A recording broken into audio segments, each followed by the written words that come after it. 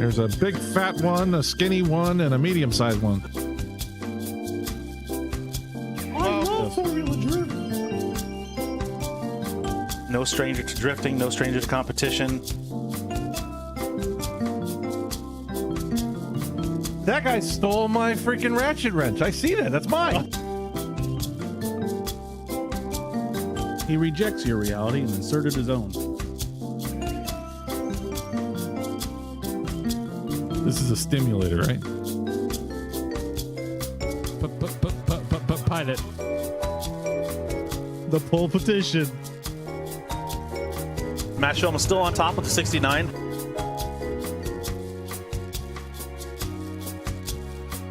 Gotcha!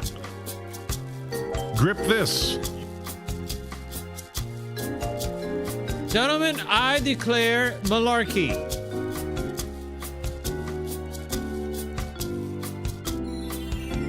Straight killing the game, making fools miss. This is a horrible experiment.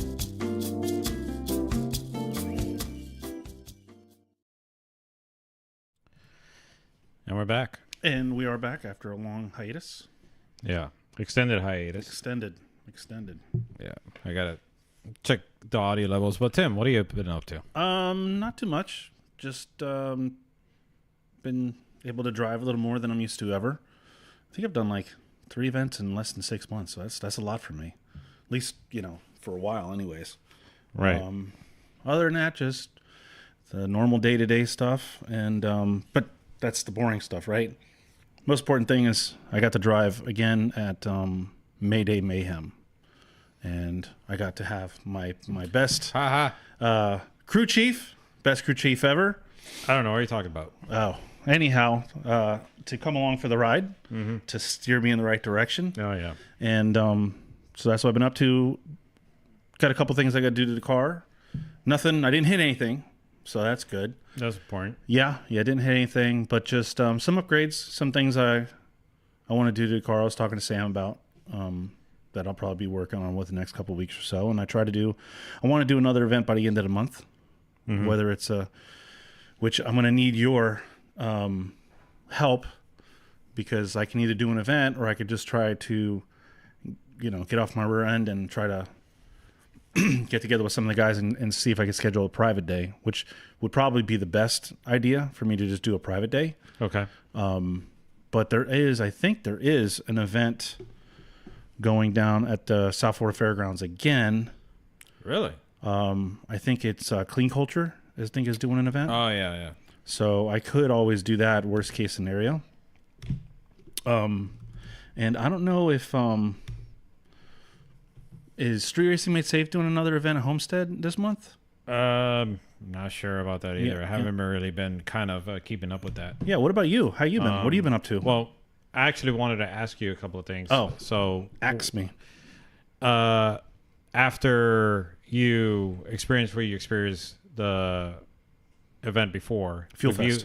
Right, at FuelFest, Okay. where you going over to the wall more than once, which is like, what are you doing, man? Yeah, and, well, I feel like you learned a lesson from it, and it kind of made you change your attitude a bit and your mindset towards how you're going to go ahead and into this to the event of Mayday Mayhem. Did you have any sort of like reservations or any sort of like issues or doubt towards your driving ability? I mean, because it did shake you up a bit. I had a lot of doubts. After FuelFest, one, I wasn't happy with my driving at FuelFest, my confidence level in the car, and just still working the bugs out of myself, right? Working off the rust. That put me in a dark spot. Like, I think fixing a car, of course, that day I was bummed, really just down on myself. And more often than not, we tend to be our own worst critics. For me, I think it just came down to getting over the just a replaying of what I did wrong, and just you keep thinking of it like, oh, I was an idiot, all the things that led up before that, all the signs that like basically red flags that I should have never put myself in that position. So you just keep replaying it over and over again. I'll tell you the truth, when I was going to do Mayday Mayhem, there were times where I was thinking like, maybe I'm just washed. Maybe I should just stop doing this. You know, I'm getting older, and which is another thing. I'm getting older, and do I really have the heart to keep doing it? Right? Just all these doubts that I don't think I'm the only one that ever thinks that. Right? So leading up to the event, I would say I had a lot of doubts on, is this something I want to keep doing? I've been doing it for so long, not consistent, but doing it, for a long time. And I just told myself I'm going to push through. I'm going to do the event. I'm going to go out there and I'm going to do what I should have done at FuelFest. And which is like pace myself. Okay. At FuelFest, I was going to random tandem line the whole time. Right. Like I didn't care. Right. Right.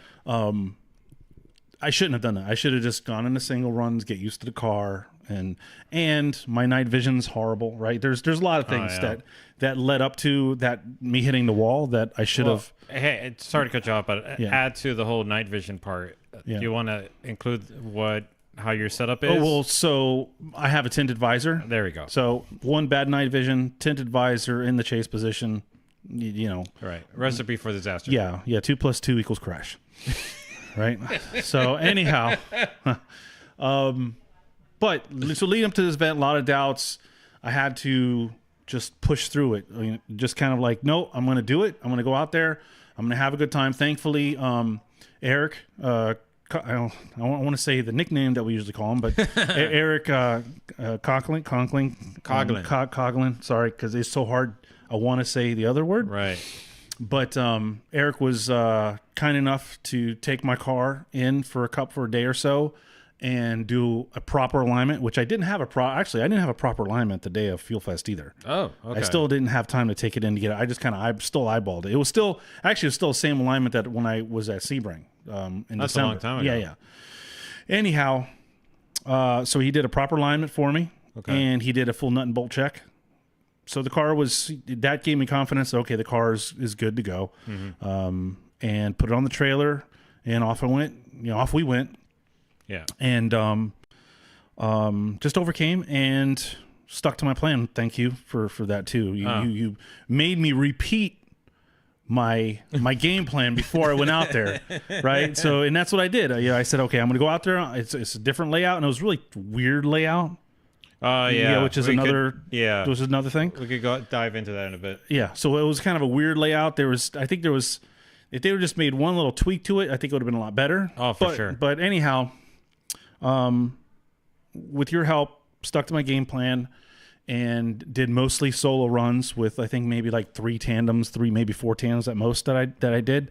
And I think a couple that caught you by surprise too. A couple that caught me by surprise. I think I did like maybe 4 tandems and 3 of which I was in the lead. Okay. So, which is basically like doing a solo run. Which then I think back, I probably should have led more often, but no, it's fine. And went out there, and the car ran great. I put it on a lower boost because I was blowing couplers at Facebook. I was blowing couplers. Facebook Fest. Yeah, Facebook Fest from FuelFest. Yeah. And so I dropped the boost down and didn't blow any couplers. And I had made some improvements a little bit between FuelFest and Mayday Mayhem. But anyhow, dropped the boost down a little bit. Car ran great, flawless. Car didn't overheat. It was hot, sitting in line forever. Only one fan was really ever coming on at a time, which is pretty good. Yeah. And car ran great. The only issue I had was the power steering. One of the power steering hoses came loose a little bit, and I lost my power steering fluid. But thanks to Bill Stenger giving me some transmission fluid, which I didn't really know that's something that you could use in place of power steering fluid. Wait, what? Are you serious? Yeah. So sorry. Well, you can't hear that anyways. But good thing you don't have smell-o-vision. Anyhow, keep rolling. But apparently that's what quite a few guys use. They use automatic transmission fluid in place of power steering fluid. Oh, yeah, man. Yeah, well, I didn't know that. Oh. Thankfully, he had plenty of automatic transmission fluid. I knew that because I had a car that would leak power steering fluid constantly. And it just got to a point where I was like, I need to find like something. A cheaper. I think it was, I think it was like maybe I went to the store and they didn't have a certain fluid that I was looking for. Yeah. And then I found out it's like, oh, ATF fluid works. I'm like, what? And it's like, yeah, it actually is apparently better in some cases. Yeah. But whatever. Yeah. So anyhow, fixed the leak, topped it off. Had to top it off a couple times because one time when I went out and threw a lot of angle, and I could feel like a jitter in the steering wheel. But I topped it off again, went away. Car ran great. I stayed away from the walls. Yeah. I did my first run was a sight lap where I just drove through, which that's good. probably one of the most difficult things for me. Really? To just drive through the first time because I feel like I'm wasting a lap. You can't. I know. That's a really bad way to think about it. It is. And I'm only saying that because I mentioned. So one of the first things I did with Tim is I pretty much just like grabbed him and I was like, "You got to do this, this, and this." And I need you to repeat it for me. And then he went and repeated it for me, and he went this, and this. And I was like, all right, good. And one of the things I told him was just drive to the track, get a sense of it, and if you want to push it, so that way you mentally record where's the breaking point of the car's traction. So that way then you kind of have like some base work to work off of. And that's something where back in the day when I was jumping into everybody's cars, one of the things I would do is, especially a car that I really was iffy about, I would just take a lap and try to like grip it, try to push it towards the limit to see exactly where's the breaking point. So that way I have something to work off. Right. And I didn't know what your mindset was entirely, but I figured just get you out there with that kind of attitude so that way then you kind of work your way up towards it. But kind of went a little bit ahead of yourself, I think, like after the second run or two, but then I was like, well, maybe he's figured something out. And it seemed like you did. Yeah. So overcame all those doubts and insecurities and left the event a lot more confidence in the vehicle and a lot more confidence in my ability to control the vehicle. Still haven't touched third gear. I probably could have threw it in third gear just to try it out, but it's not, and that's why I said it's baby steps, right? Like I'm my own worst enemy because I try to tackle too much at one time. Okay. Like it's like I did at FuelFest, right? Well, okay. Instead of going, I'd only had that one Sebring event and then going to FuelFest and just tandeming with everybody, which is fun. It's fun to tandem with everybody. I enjoy that. But I really wasn't ready yet. And I just need to, it's not a race, it's a marathon, right? I just need to take it step by step and just build confidence in the vehicle. Right. But at the same time, it's not like you needed to use third gear at all because the layouts that were presented for you to run didn't necessarily require it. And there were a couple of times, I think there was 2 points where, and understandably so, you were kind of questioning whether or not you needed to drop over to first instead of instead of staying in second. Yeah, that's true. So that is in certain areas of the track. But the reason why I say third is just I need to. One thing I did with the E30, and I don't know if you remember this, but when we're doing the skid pad, I would throw the E30 in the third. Okay, and I would run. And that's a small course, so it's about trying to control the car with a higher wheel speed, and just try to keep the wheel speed up to get the smoke, right? I get that. Like, so still be able to control the car with that much wheel speed. And but then my question to you is, what was the gearing like? And because I understand the skid pad, in the general sense, especially going into the first turn, the way the layout was that we would normally run, would allow you to, if properly geared, get away with going into it in third gear. So my E30 was lower. So my third gear was taller, I guess you could say, than this car. Because I had a 325 rear end. Okay. In the E30. Okay. When I was doing, I switched to a 373 after I was doing Pro-Am with SWD. Okay. Then I was in a 373 rear end, but for the most part I was on a 325 rear end, which was great because second gear was decently long for the smaller courses, and third gear was enough, to where you didn't have to go into fourth for the most part. And look, I never really did anything faster than anything that 80 or 85 or 90 was about as fast as I would enter at any track. At Palm Beach, PBIR, when we did the front layout. So that third gear was more than enough. This one, I don't know.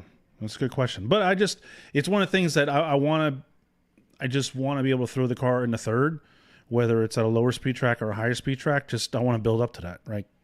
Because I want to be able to drift faster speeds, right? Yeah, do bigger tracks, right? Yeah. Prepare myself for bigger tracks. Like the oval. I'd like to OSW oval. Okay. I love doing that in E30. It was a blast. So I'd like to be able to get back out there with this car and hit the oval there. But this car is a whole different animal. Oh, You know, yeah, of when course. I step on, you could feel the difference when you step on it in this car. And excuse me, when I went out for at Mayday Mayhem, because I had to replace the suspension, so I got new fuel coilovers in the rear. I set them all the way tight because I wanted the car to be easy to slide. Oh, that's right. I didn't want to have too much grip, right? And I set my tire pressures at 25. Actually, you set them for me, 25. Oh, that's right. Yeah, so I had the rear tire pressure at 25, so nothing crazy. And then I stiffened up the rear, and I was like, I'm just gonna make it easy to slide. And I will tell you, I did feel a difference. Like when I was driving the car, when I was at FuelFest, I had it probably maybe, I think it's like 30 clicks from full tight to full soft, and I had it like around midway, like around 15 clicks at FuelFest. And there's definitely a difference. Like when I would step on, I could feel the pool more at FuelFest than I did at Mayday Mayhem. So I think that also probably helped me a little bit as well. So I think just leaving the car like this, getting to know it the way it is, and then I can dial in the grip as I need it. Right. Yeah, but like, pardon my ignorance, but what's the wheelbase difference between the E30 That's a great and this question. car? I don't Because know. just riding along in the passenger seat, I do recall feeling a sense where the E30 was a bit wound up, I guess you can say. Like it was quicker to transition.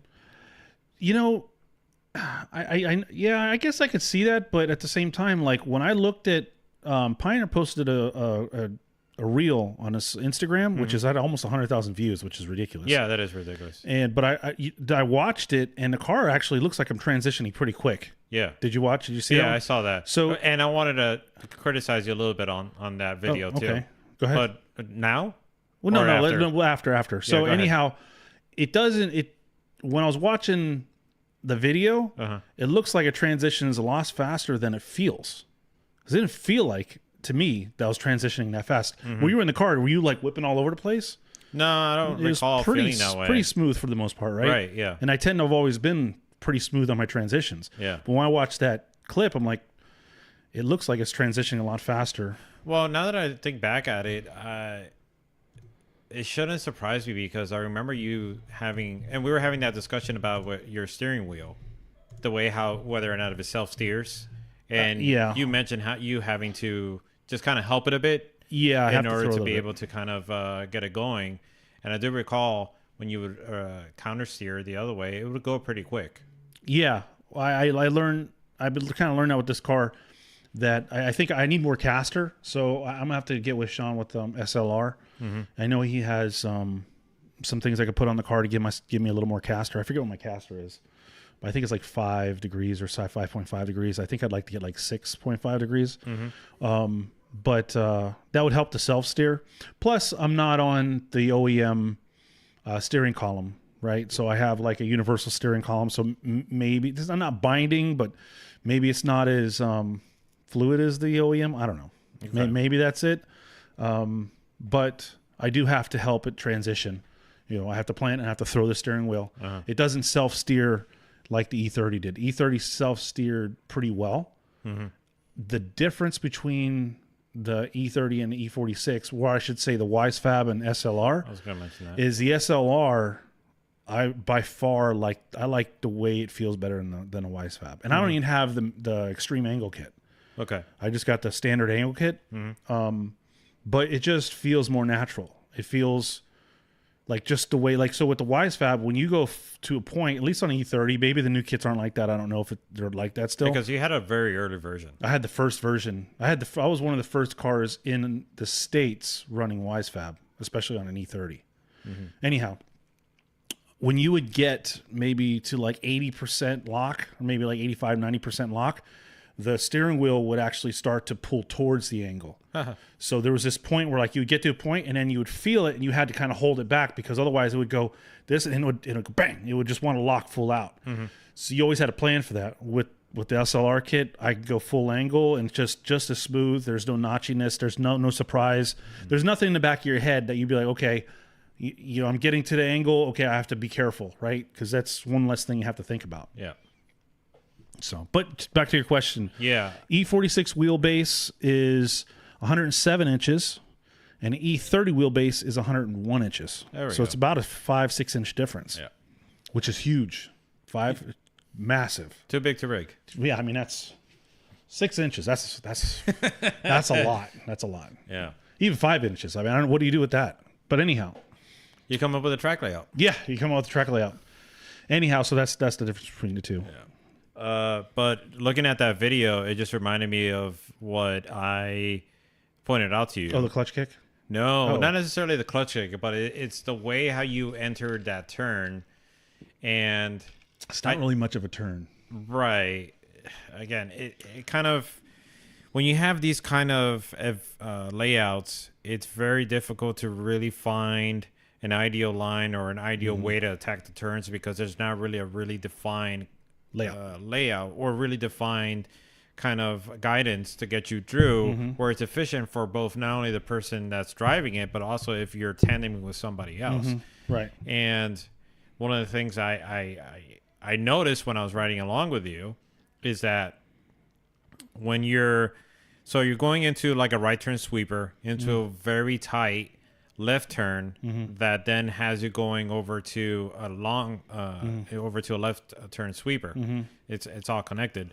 And when I rode along with you and noticed that you went wide on the right turn sweeper, which then kind of puts you in a very tight spot to loop around. And of course you had no other choice but to actually clutch kick in order to get the power back up and going, because you're going from like a very low speed, then you're having to go over to generate momentum and speed to get over to that big sweeper. Right. And one of the things I mentioned is that you should go tighter, not necessarily go wide, but tighter at the end of the that First right turn, sweeper. so that way then you could go around it. Right. Give my space more. Make the track like. So basically, what I was doing is I was making the first sweeper so long that it choked myself up. Right. For the turnaround. Yeah. Yeah. So that's one of the things I think I struggle with the most. There's two things, and this is all with experience. Like even when I did drive a lot, like if I drove once a month, well, no, because I would drive once a month or maybe twice a month on the skid pads, it's little stuff.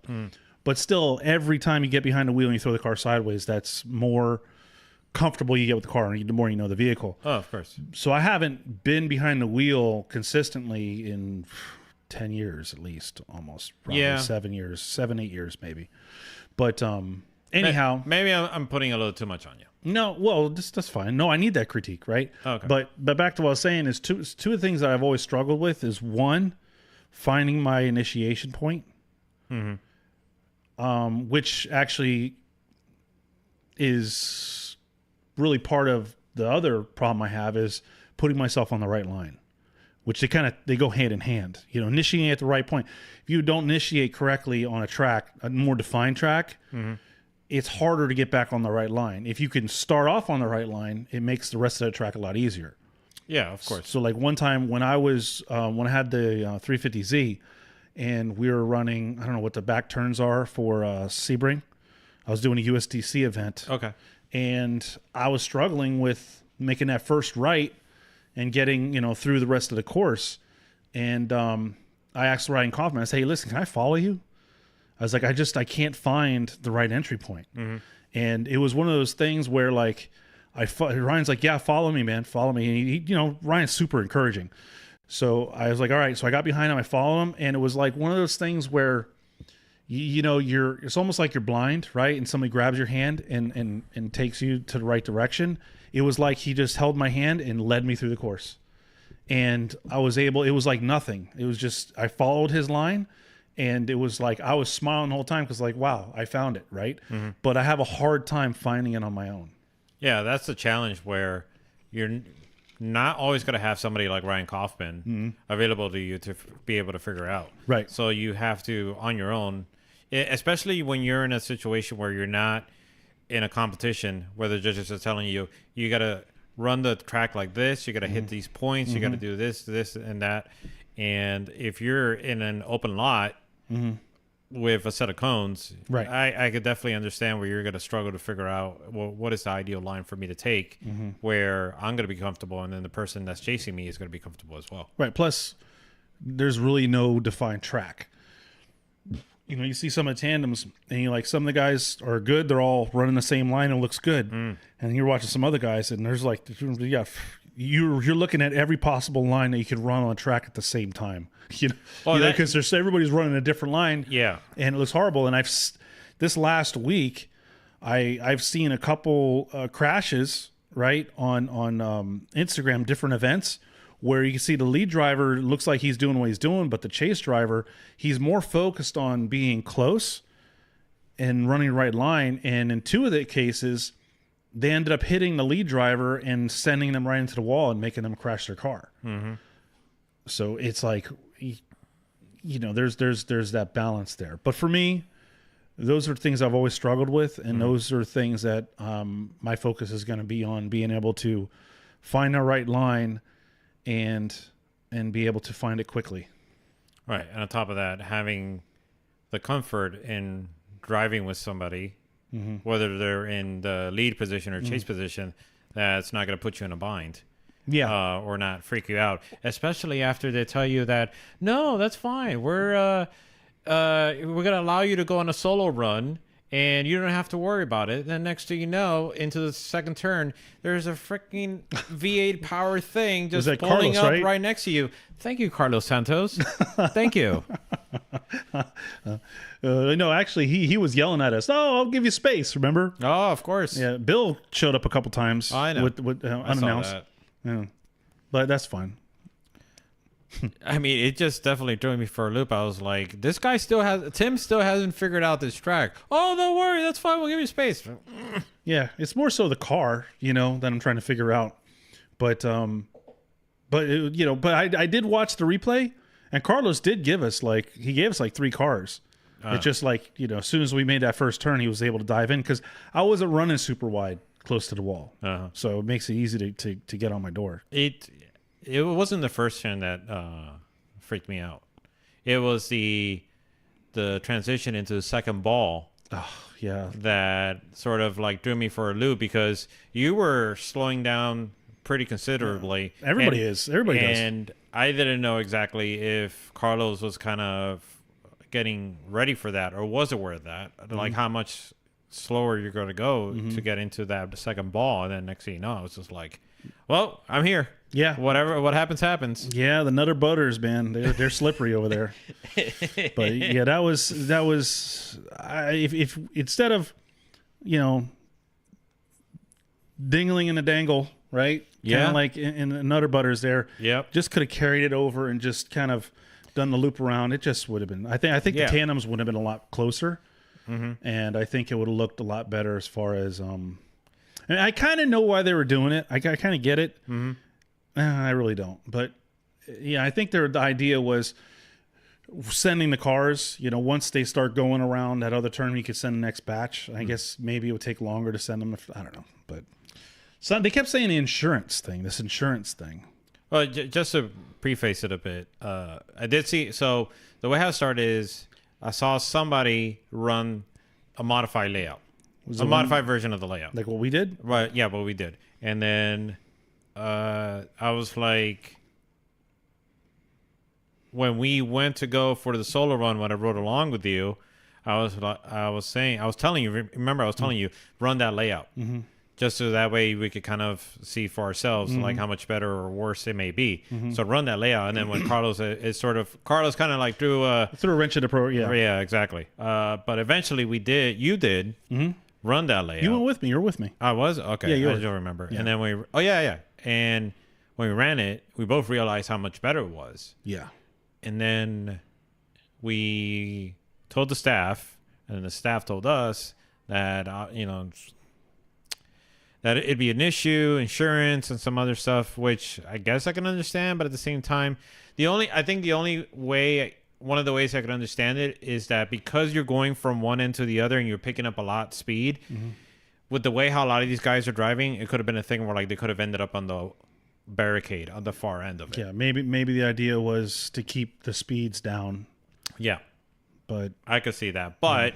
A much better layout, in my opinion. If it would have just it really like wasn't like that, and much it would have faster. been faster. I think that the runs would have been quicker, but I don't think it was that much faster. It would have helped because the lines were long. Yeah, and a lot of people Ridiculously long. and a lot of people were spinning out in that stupid little Nutter Butter, you know. So In the crevice. the crevice, Yeah. the crease, The crease. in the crease. A lot of sweat. Maybe maybe that's what it was. Very a lot slippery, very of slippery. a lot of built up sweat. It was Yep. a hot day. A lot of Famunda cheese. It was a very hot day. It was a hot day. But on the positive side, we got to catch up with a lot of old school people. Yeah, A lot of surprises. yeah. That was a lot of surprises. I mean, and I think he did a great job with that. The reel, thank you. the recap. Yeah. That was good. I missed some people, but I got a couple of good ones. Yeah, yeah. But I think the shock. Well, I'd say probably two of the biggest shockers. That I would say two of the biggest shockers that I would say was Vince Right? and Red. Oh, yeah. Those are two people I think I've already heard. He's kind of been, Carlos has kind of been talking about being in, I've kind of heard him in Fink talking about it. I already knew about SD and Pablo. I guess that was another kind of surprise, even though I didn't even get to see SD because he wasn't, when we went to the pits, he wasn't there. Did you actually talk to SD? Yeah, I got to talk to SD and catch up with him. Oh, good. How's he doing? Yeah, he's doing great. It's at the time not entirely so great because on the way over to the track, I think his hood wasn't bolted down Oh, or that's how it something. broke. Okay. And then it popped open and messed up the windshield. Did he change the windshield? So here's the crazy part. Well, a couple of crazy parts from that. One is how for him to go and ask on the PA system, does anybody have a spare Nissan 240SX windshield? Mm-hmm. An S13 Nissan 240SX windshield. Right. How? There's no way. It's like going to There's no LS way. Fest and say, hey, do you guys have an alternator? Remember that? No, yeah. I mean, that makes I'm more sorry. sense, right? Because that's LS Fest. You would think somebody would have one. Right, but there's a higher chance of you finding an alternator Yeah. than an S13 240SX windshield. And somebody had one? No, no, oh, okay, no. you don't know. So what he ended up doing is, from what I recall, is he ended up just, I guess, duct taping it or something. He utilized some version of tape in order to just apply it onto the windshield as much as he could in order to pass muster. And he got to the track. I didn't get to see him Let's think about drive. it. Was it clear tape? I don't know. I didn't get to Because see I'm it for thinking, myself. I'm like, so does the crack hinder your view more than the tape? Oh, that crack. We got to tape up that crack because that crack will block your view. So I'll use black duct tape. That makes sense. Yeah. I don't know. I didn't see it either. didn't see it either.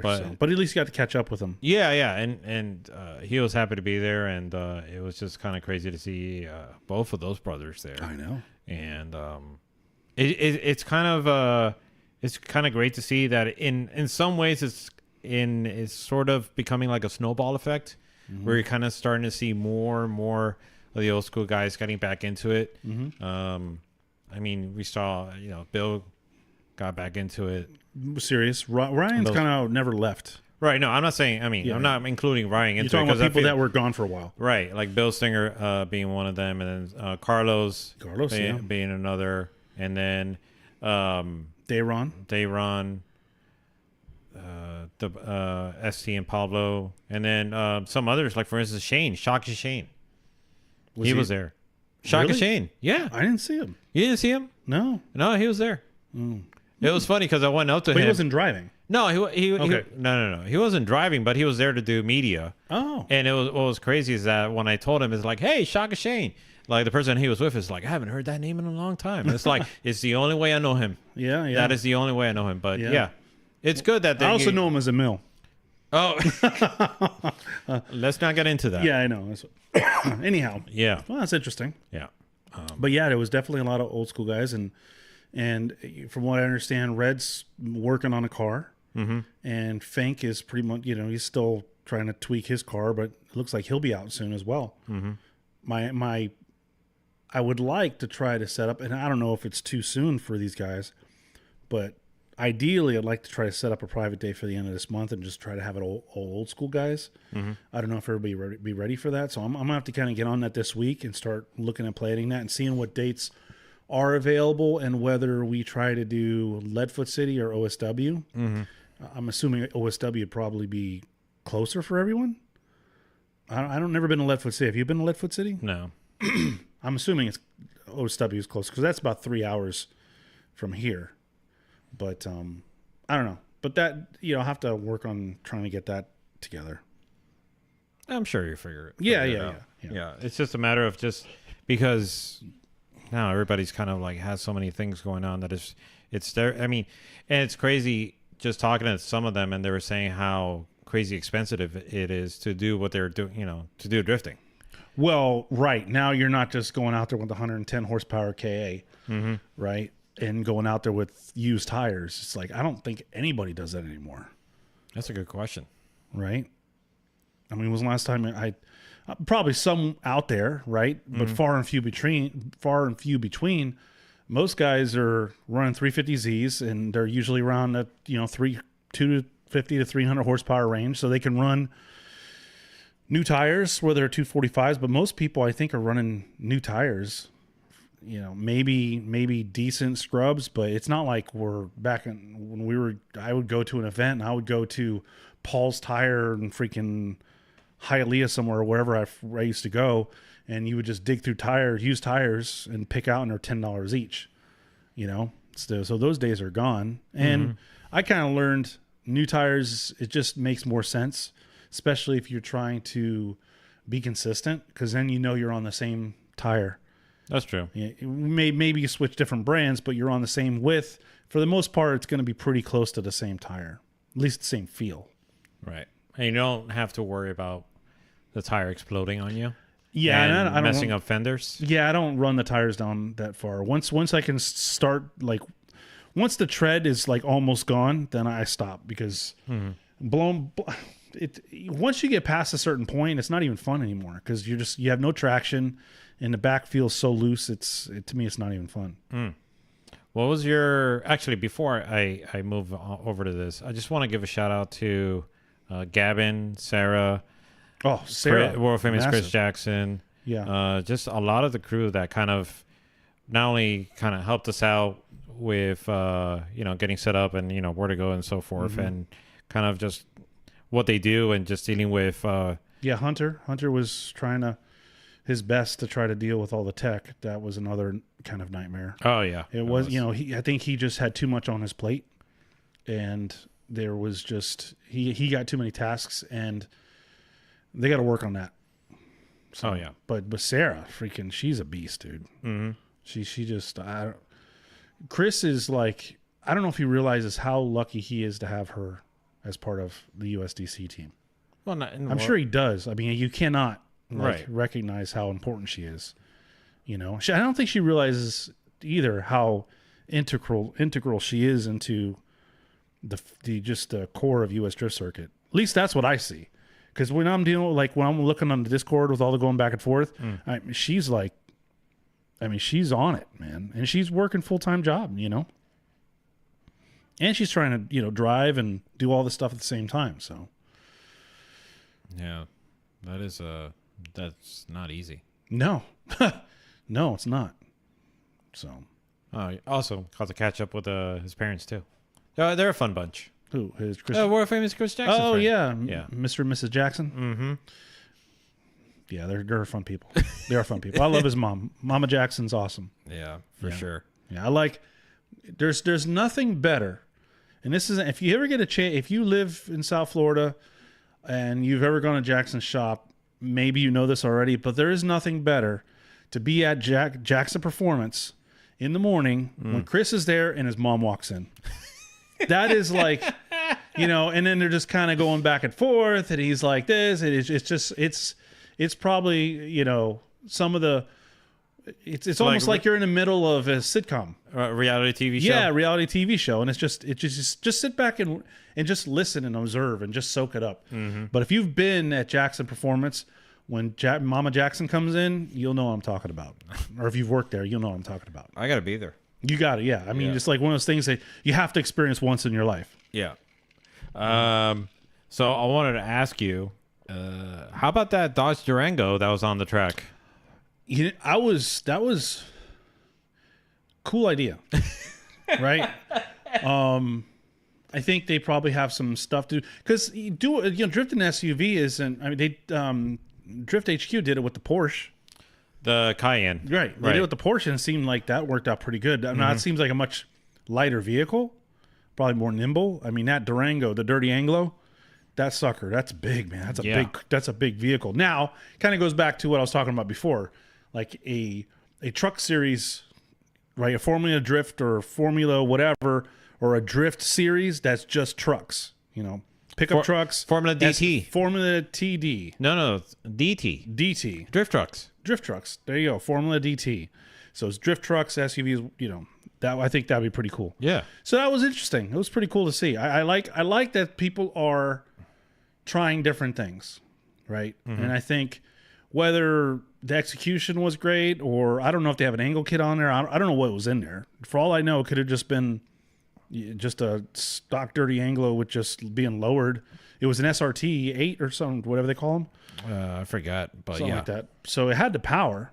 Oh, easily. Yeah. You just roasted up the tires like effortlessly. It was wild. Yeah. So maybe they need to do an angle kit on it to try to get some more angle. I don't know if they made an angle kit, but I think that they should continue to develop that vehicle because I think in events like FuelFest or Mayday Mayhem or anything that people that aren't used to seeing drifting, they're going to love seeing that thing out there, even if it spins out. Mm-hmm. Yeah, I was confused because I saw it at the trailer, like inside the trailer. I was like, is this coming onto the track? Because it looks like maybe they made a mistake or something. Yeah. Because at the same time, you also had a burnout box over on the other side of the track. So you could have thought it was for that. Maybe they did. Did they use it for that? I don't know.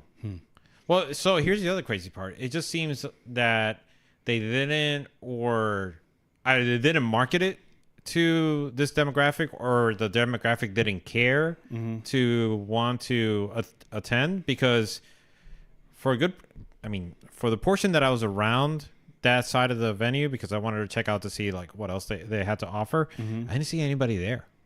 It was empty. And so now I looked at the recap of that, and they said they had almost 3,000 people there. Now I don't know if it's just because it's such a big venue, it didn't look like it. no, I'm talking about cars that were in the burnout box. Oh yeah, I think they. So it's interesting. Tiny came up there. I guess they're trying to get people to do their burnout. And then Tiny said, "Tim, you want to make 750?" I'm like, 750. I'm like, why? Well, he's like, "Oh, we'll do burnout competition." I'm like, nah, because the burnout competition, you kind of like gotta blow your tires. Like that's kind of like what you should do. If you don't blow your tires, I mean. But isn't 750? Doesn't that cover the cost of the tires? It's the damage, the fenders and the wheels, and it's like to me, it's just not worth it. And I was like, and Paul was there. Paul was like, no, he's not doing that. And I'm like, oh, okay, but yeah, I don't know. I didn't want to do it. I would rather use those tires to get more laps in. For him, I think that was more beneficial for me. But yeah, it looks like as far as the stats, they said 125 drivers, which That's crazy. I could see that. There was a lot of freaking cars. Yeah, it was. They had 200 cars at the car show. So, Okay. But it's such a big venue that it was so spread out. I mean, they had they had the inside bays and everything too. They had DJs in those. Oh in those yeah, buildings. I went there. Yeah, oh, you I did? checked that out. Okay. Yeah. Yeah, I took the opportunity, which, by the way, that the electric scooter thing, Works out great, whatever, doesn't it? it's awesome. Yeah. It's one of the best things. Uh-huh. And that gave me the opportunity to really like go around and see everything. Heck, they even had an area, and it was funny. It was kind of like a little dome that they created themselves. It was just a bunch of cars that had these huge speaker sets. Oh yes, on top I saw of pictures it. of that. Yeah. And I was just like. And like from a distance, I was like, "What is that? I've never seen that before." And I got closer. I was like, "What is going on?" Yeah. And the fact that they had, I guess, the drivers, the owners of those vehicles in the middle of it, as if like they created their own sort of like, okay, I don't know, 200. What's it again? 200-point surround sound system. Kind of thing? Yeah, more than that probably. Yeah, for sure. And they were just in the middle of it, just basking in the glory of like the acoustics that were just Right. getting hit with. Yeah. That was something else. Yeah. But it says they had 3,000 spectators, 125 drivers, 200 car show participants, and more than 50 vendors, and over 40 crazy car competitors. Hey, and I saw Nick Wartz knocking over some wheels. Did you see that? No. I guess he was going around the track, and he did a backy into. I guess they had like a wheel stand. Okay. And he did a backy into the wheel stand, and fell over. But Okay. yeah, I don't think. Is he okay? Yeah, he was fine. I think he was more like, oh, I messed up a wheel, because a wheel fell off the top and boing. Oh boy. Okay. They should raffle that off. Yeah, they should. Anyhow, it looked like it was a good turnout. We were in the drift pits the whole time, and there was a good amount of people in the drift pits walking around. Oh yeah. Yeah, for sure.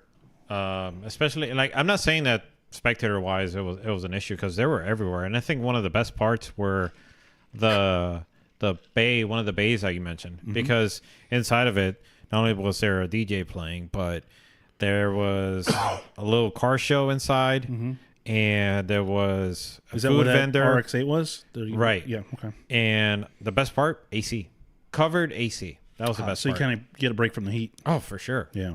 It's one of the best things available. But Yeah. I think all in all, I think the Mayday Mayhem went down pretty well, and I think that Jackson has come a long way.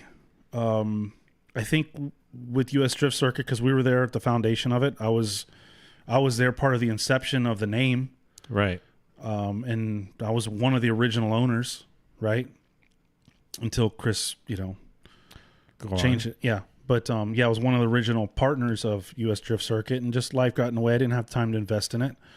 And with that strong start that we had at the Dolphin Stadium, that Dolphin Stadium event was like, I don't think we've been able to touch that since. I mean, this was probably the closest thing that he's got to it on his own, right? FuelFest doesn't count because FuelFest is his own entity, right? Yeah.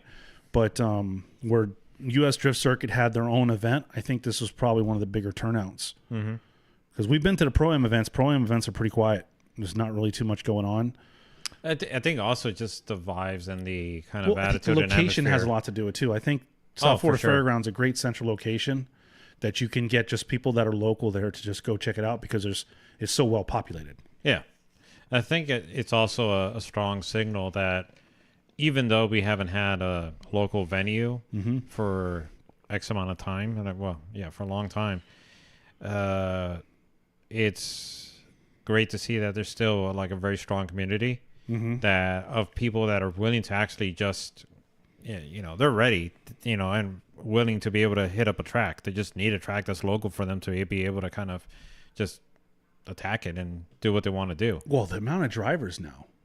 Yeah, that's what I'm getting at. It's tremendous. Like I was thinking about, actually I was talking about a little while ago with some of my friends that were over here, and I was just saying, there's an event every weekend in Florida. Just about every weekend there's an event somewhere, whether it be a private day or whether it be an event. And I'm talking Leadfoot City. You have some oval. I forget what the ovals are up in Showtime. You have Showtime going on, and then you have OSW, and now you have Street Racing Made Safe, which Homestead Speedway Miami. It's there's a lot of stuff, and then of course USDC. There's a lot of stuff going on. There's an event, at least two to four events every month.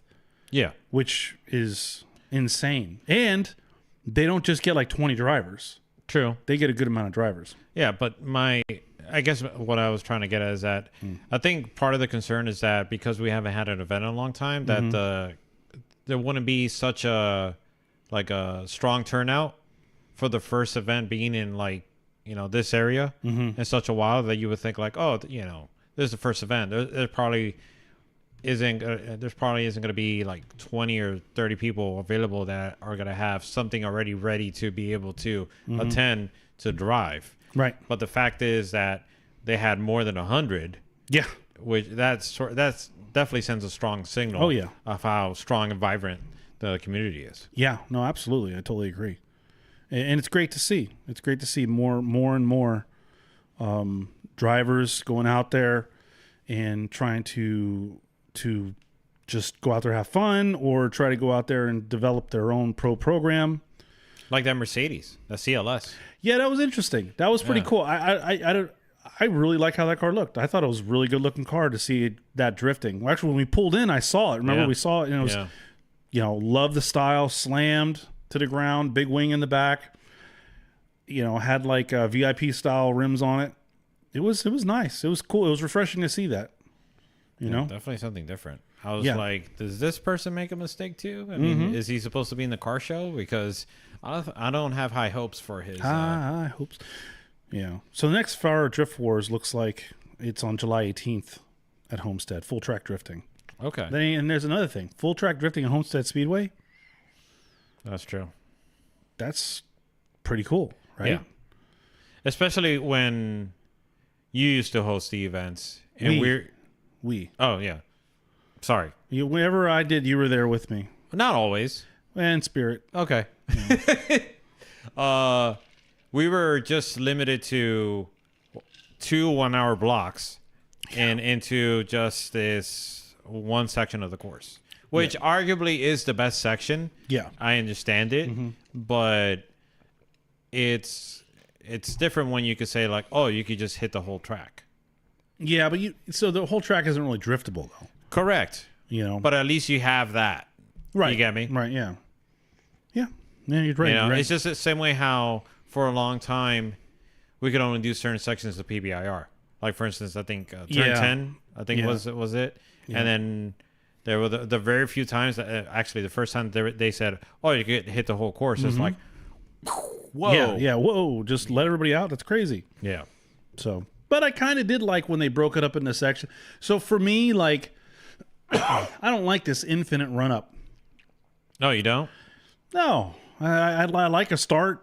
I like initiation point because that's just how my brain works. Okay. And that kind of goes back to some of the things I struggle with, right? Finding your initiation point, and you could just get so much speed going down that straight that, I mean, you obviously can't do 200 miles into that turn, but you could probably get pretty close to it, right? And the faster you go, it changes your initiation point. So having a line to start from, then I can gauge how fast the car is going to go, and I can be consistent. When I just go full track, for me, you know, it's cool and everything, but I don't go, you know, I don't know how fast I'm going because I never had a speedometer, but you know, yeah, I'm kind of going with everybody else's flow, right? But Well, maybe that would help a bit. If you had a working speedometer, you could say, well, if I entered here at maybe 75 miles per hour, Right. maybe that's when I know when I could initiate every single time. Right. But because you don't, you're like, well, that tree looks right there, so maybe I should. Well, forget it. I'll just initiate a little later. yeah, I don't know.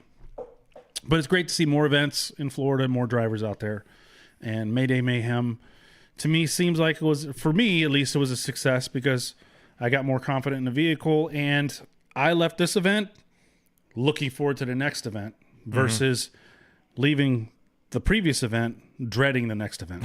Does that make sense? Oh, for sure. Yeah. Especially what happened. I'm sorry, everything that happened in that first event, because it's not just about the crash. It was also about for Paul and myself, the hilarious moment when we were trying to get your car onto the trailer. And we had the little mishap of like, it didn't go in all the way with the ramp. So yeah, And you're just stuck there, and we're like, how are we going to do this? yeah, That was funny for us. Maybe not so much for you. yeah. So I don't know. Did you have my brain's already starting to move on to the next topic. That's fine. I sent you an Instagram. Do you think we can go to that? And the reason why I want to tie that into this is because it kind of segues, I think, pretty well. Where at these drift events, you have guys where you could tell they're trying to develop a pro program. Okay. You see with that Leo tire, is that Leo tire or something like that? Leon tires, I think it was, or Leo tires. They're trying to, I guess, build a drift team. You had Cosmo Tire out there as well, right? And they've kind of have their drivers as far as their drift team and everything. But then you have drivers that are just going out there and, like me, to kind of just have fun, right? The reason why I'm bringing that up is I was kind of skimming through Instagram, and there was this conversation. I don't know what the podcast was, but I sent you the link. And basically, to sum it up, I think the host of the podcast, and I apologize because I don't know their names, but the host of the podcast was talking to what I assume to be the guest, and saying, you know, why would you go to an event if you're not trying to do your best and be the best at the event? and that get could yourself one step closer to being a pro. Oh, that could easily be argued against, in my opinion. So and that's what the conversation is. That's why I wanted to see if you could play it. Okay. Let me know when you get close to queuing it up. So it took me back to the movement that was, how long ago was the Keep Drifting Fun movement? Was it like 10 years ago? I have no idea. So I don't know if you want to go ahead and play this. Not yet, but Okay. finish your thought. So anyhow, I forget how long it was. I think it was Andy Sapp was a part of that, right? The whole Keep Drifting. It was, people were taking it so serious that it got to the point where there was this Keep Drifting Fun movement that the competitive aspect of drifting was ruining it for other people that were just trying to go out there and have a fun drift day. Okay. Do you remember that? Yeah, I remember that. So, but this conversation, it almost feels like, how they say history repeats itself. Okay. And yeah. when this kid, the host of the show, was the way he talks, and then you see his guest or whoever his co-host is, it's like I see two sides of the coin. Does that make sense? Yeah, I get what you mean. So if you want to play it, Let's see if this works. Dude, you're telling me that when you spin, you're okay with that? We've been drifting over a decade. You think we should be spinning? It's not even a thought in my mind. Every lap I drive this year, I want to be the best. If I'm driving out there and I'm just lollygagging and not trying to work on what I'm doing right then and there, then what is the point of what we're doing? Having fun. That's the point. I want to take it a little serious. Yeah. I want to get better. You think Jimmy got You're better good. just by like around and having fun? Yes, I do. No. Dude, Jimmy has a mindset when he goes. I know a lot of drifters that got better by having fun. But it's not where I could have fun. I'm having fun right now. You look like you're having fun. I Yeah. have fun every time I drive. But I just think maybe I want to get better. you don't got to take it too seriously. If I want to get better, yeah, I gotta. And you're crazy for not realizing that. You gotta get better. You gotta get obsessed with it. I don't got to get better at anything because I don't have anything to prove. Dude, we gotta get better. For what? For the fuck of it. See? So that's your goal. Yeah, for myself. Yeah. That's for me. Yeah. I don't have that goal. I believe I'm the best. You have to believe know you do. You have to believe you're the best. I'm not the best. I'm fucking terrible. But hold on. Let me retract that statement. Nah, I'm the best. You have to literally. I think you're a little delusional right now. so what do you think? Yeah, that is very. It's a lot taken. I will It's tell you a right lot now. of taken, I am yeah. totally. I don't know who. Do you know who these guys are? I'm aware of them, but not entirely. So I'm sort of in the same kind of position you're in. Is this their podcast, or is he a guest on the other kid's podcast? I'm not sure. That Okay. I can't answer that. Anyhow, the dude with long hair, I'm on his wavelength. Like Right. that is me 100%. The other kid, I think that's like, it's almost like, I don't know. It's like arrogant.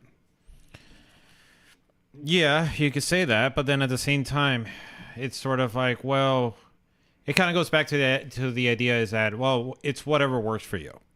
If you have the mindset is like, oh, you got to be the best, and you got to take it serious. I mean, in order to be the best, you have to be serious about it. Mm-hmm. Then, I guess that's your prerogative. I guess really what your goal is. It's really what for your it. goal is, right? Well, yeah, of course, but then at the same time, but it's sort of, I guess you could kind of take issue with the sort of blanket statement where is that you can only be better if you're taking it serious. It almost like seems like the one kid just got done watching Tony Robbins or something. Tony Robbins. And just like, you got to speak it into existence. I'm the best. And sooner or later you're going to become the best.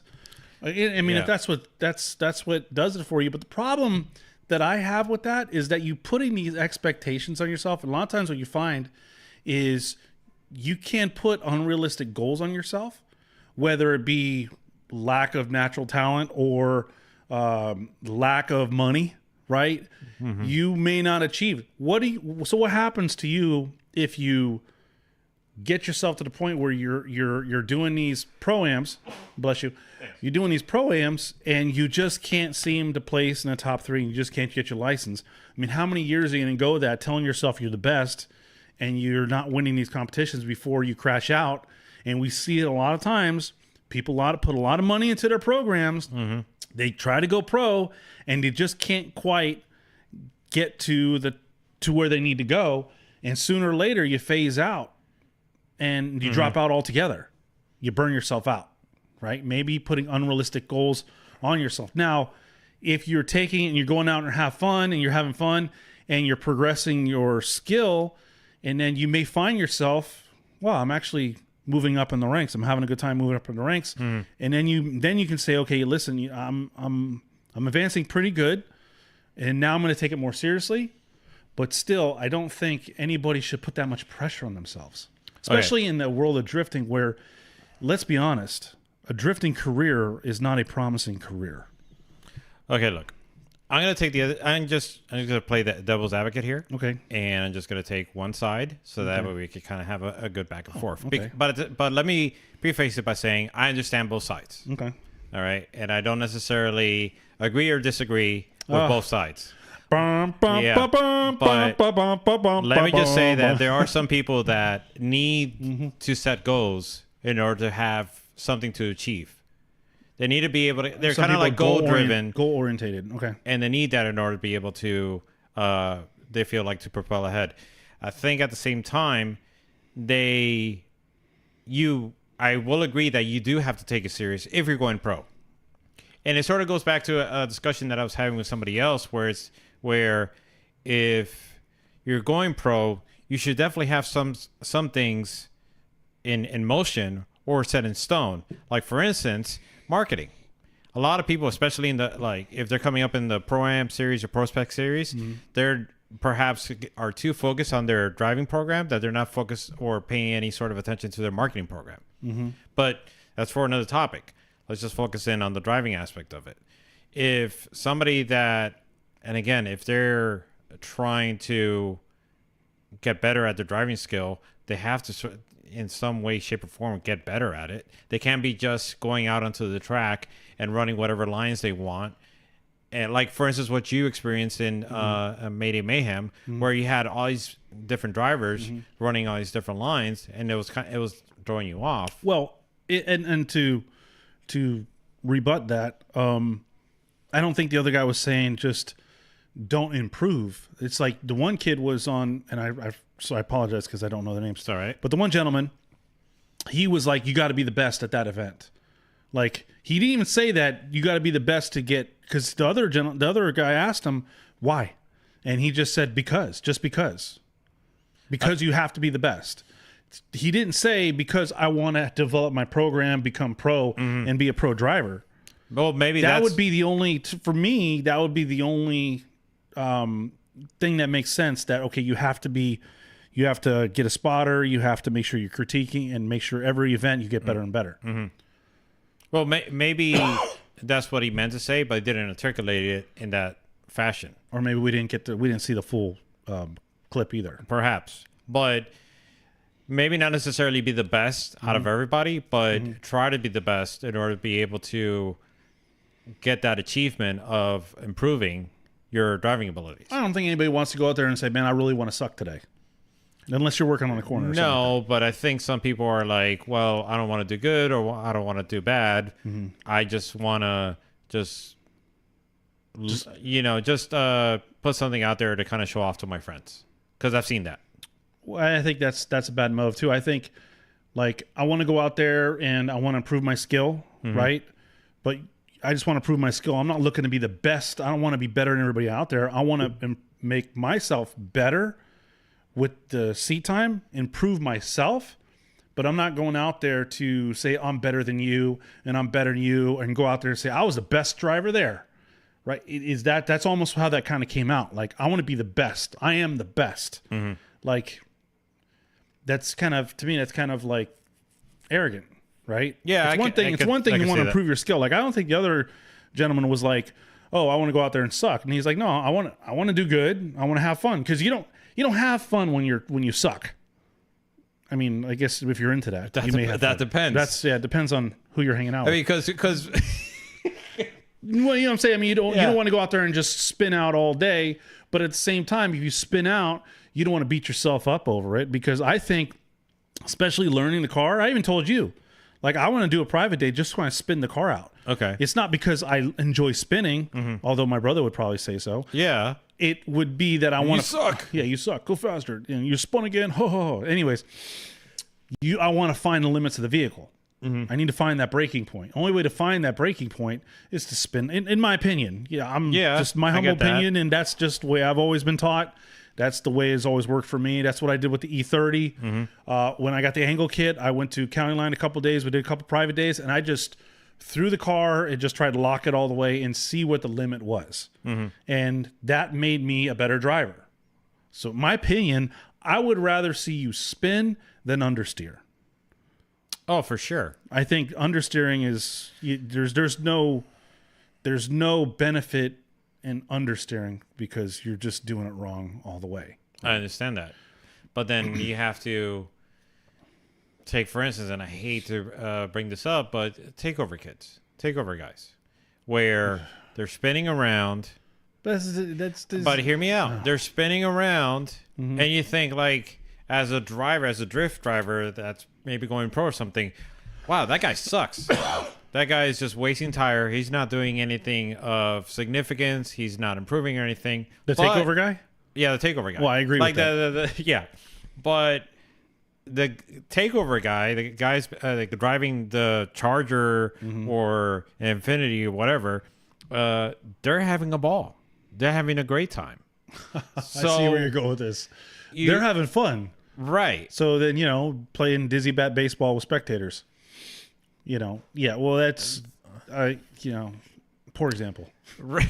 But I'm just saying, though, but what I'm trying to get at is that I've seen situations, I've seen people where they're out on the drift track and they're not necessarily looking to get better. And you could tell they're not getting better, even though you try to tell them, like, hey. You've dealt with that by trying to teach people. Right. Yeah. I've told them, like, hey, you got to do this, you got to do that, you're doing this wrong. And they're like, okay. But you could tell that I'm not getting through to them. And that they're like, they still keep doing what they're doing. But at the same time, it seems like they're having a good time for it. And not only that, I've spoken to other people where they're like, for instance, at County Line, the skip pad. How often did we get people coming from the drag side to go to the skip pad and say, like, oh, I just wanted to burn some tire, or I just wanted to come here to see how it is, or just to show off to my friends. Sure, they were horrible at it, arguably, because from a drifter aspect, they're not hitting the turns, they're not doing the sweepers, they're not doing the layout. But that's not somebody who's committed to drifting either, though. That's just somebody that's, I want to just do some donuts. Correct. But they're having a good time. And so that's where kind of like my argument towards, well, if they're having fun, then you can't really knock them for it if they're having fun for it, even though they're not doing the best. I mean that's an extreme. It's just about having fun. Like, I'm going to go out there and I love doing donuts, and I just want to do donuts every time I go down the track. Takeover. But during like a drift event, right? So I think that's a bad mentality. That's a bad mindset to go into drifting. I think that's an extreme case of keep it fun. Like, that's like, oh, it doesn't matter how you perform, just as long as you're having fun.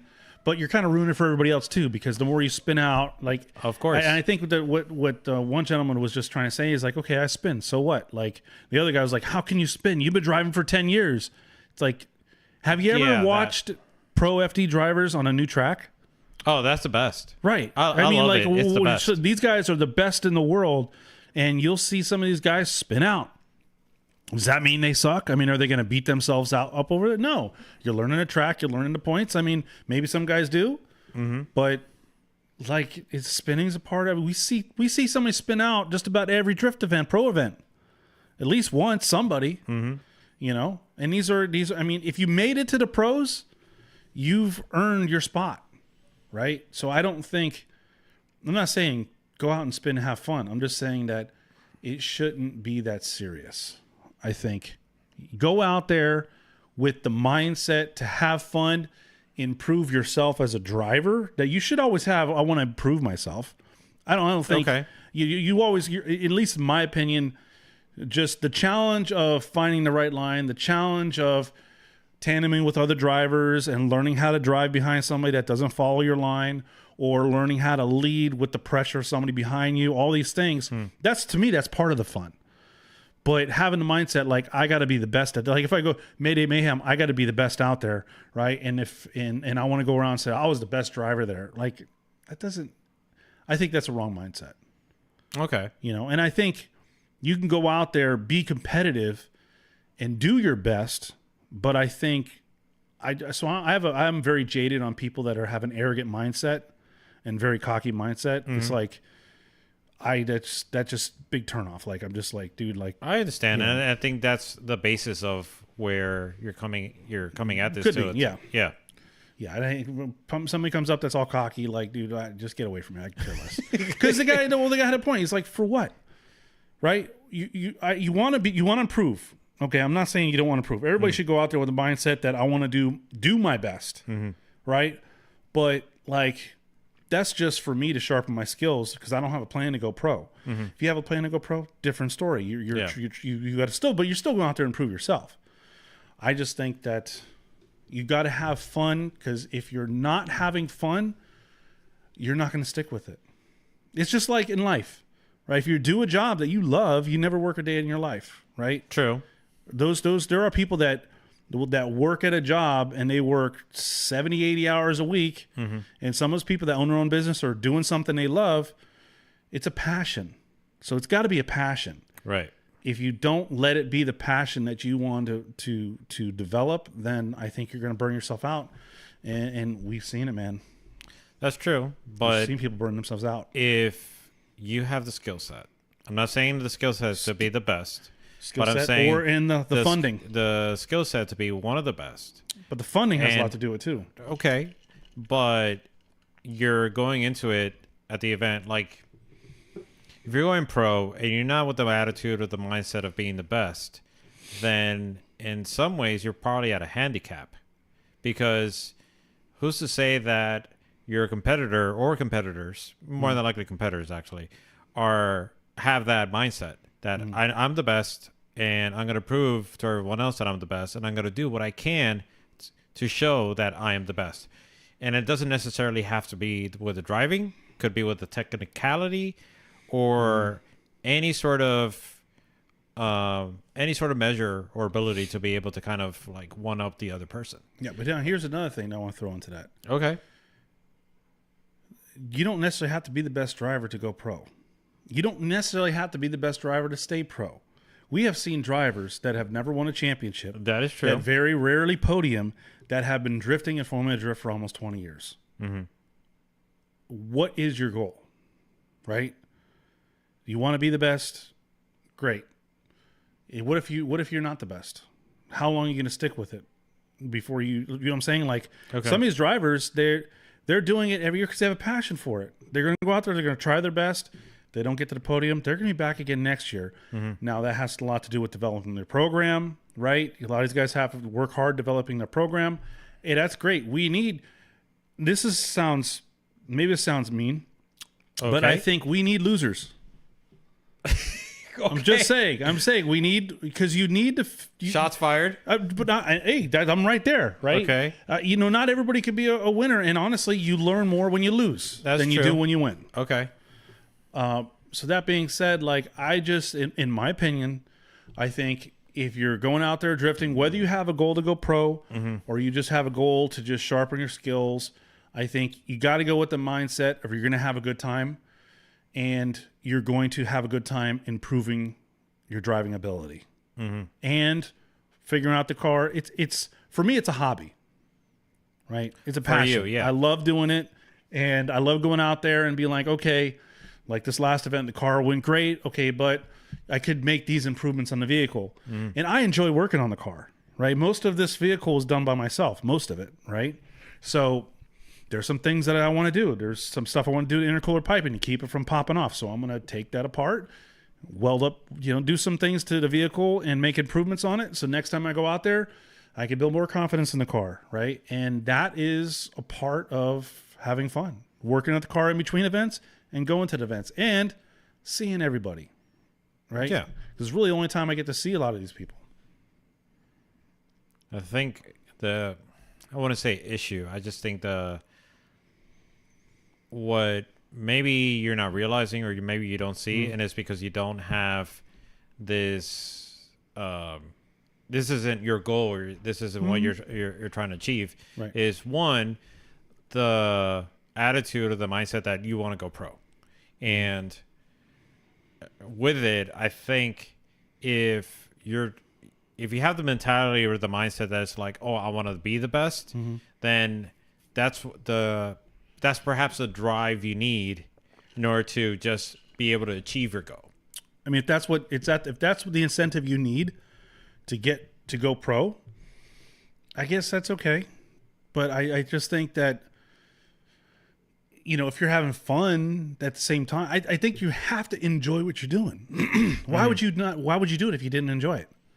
I mean, what's the point of doing pursuing a career in drifting if you don't enjoy it? And I've seen kids with money. I've seen people with money dive into the sport because they just have money because mom and dad has the money and they're going to buy them build a full drift car and they stick with it for a couple years and then they're gone. It was like a fad. Right.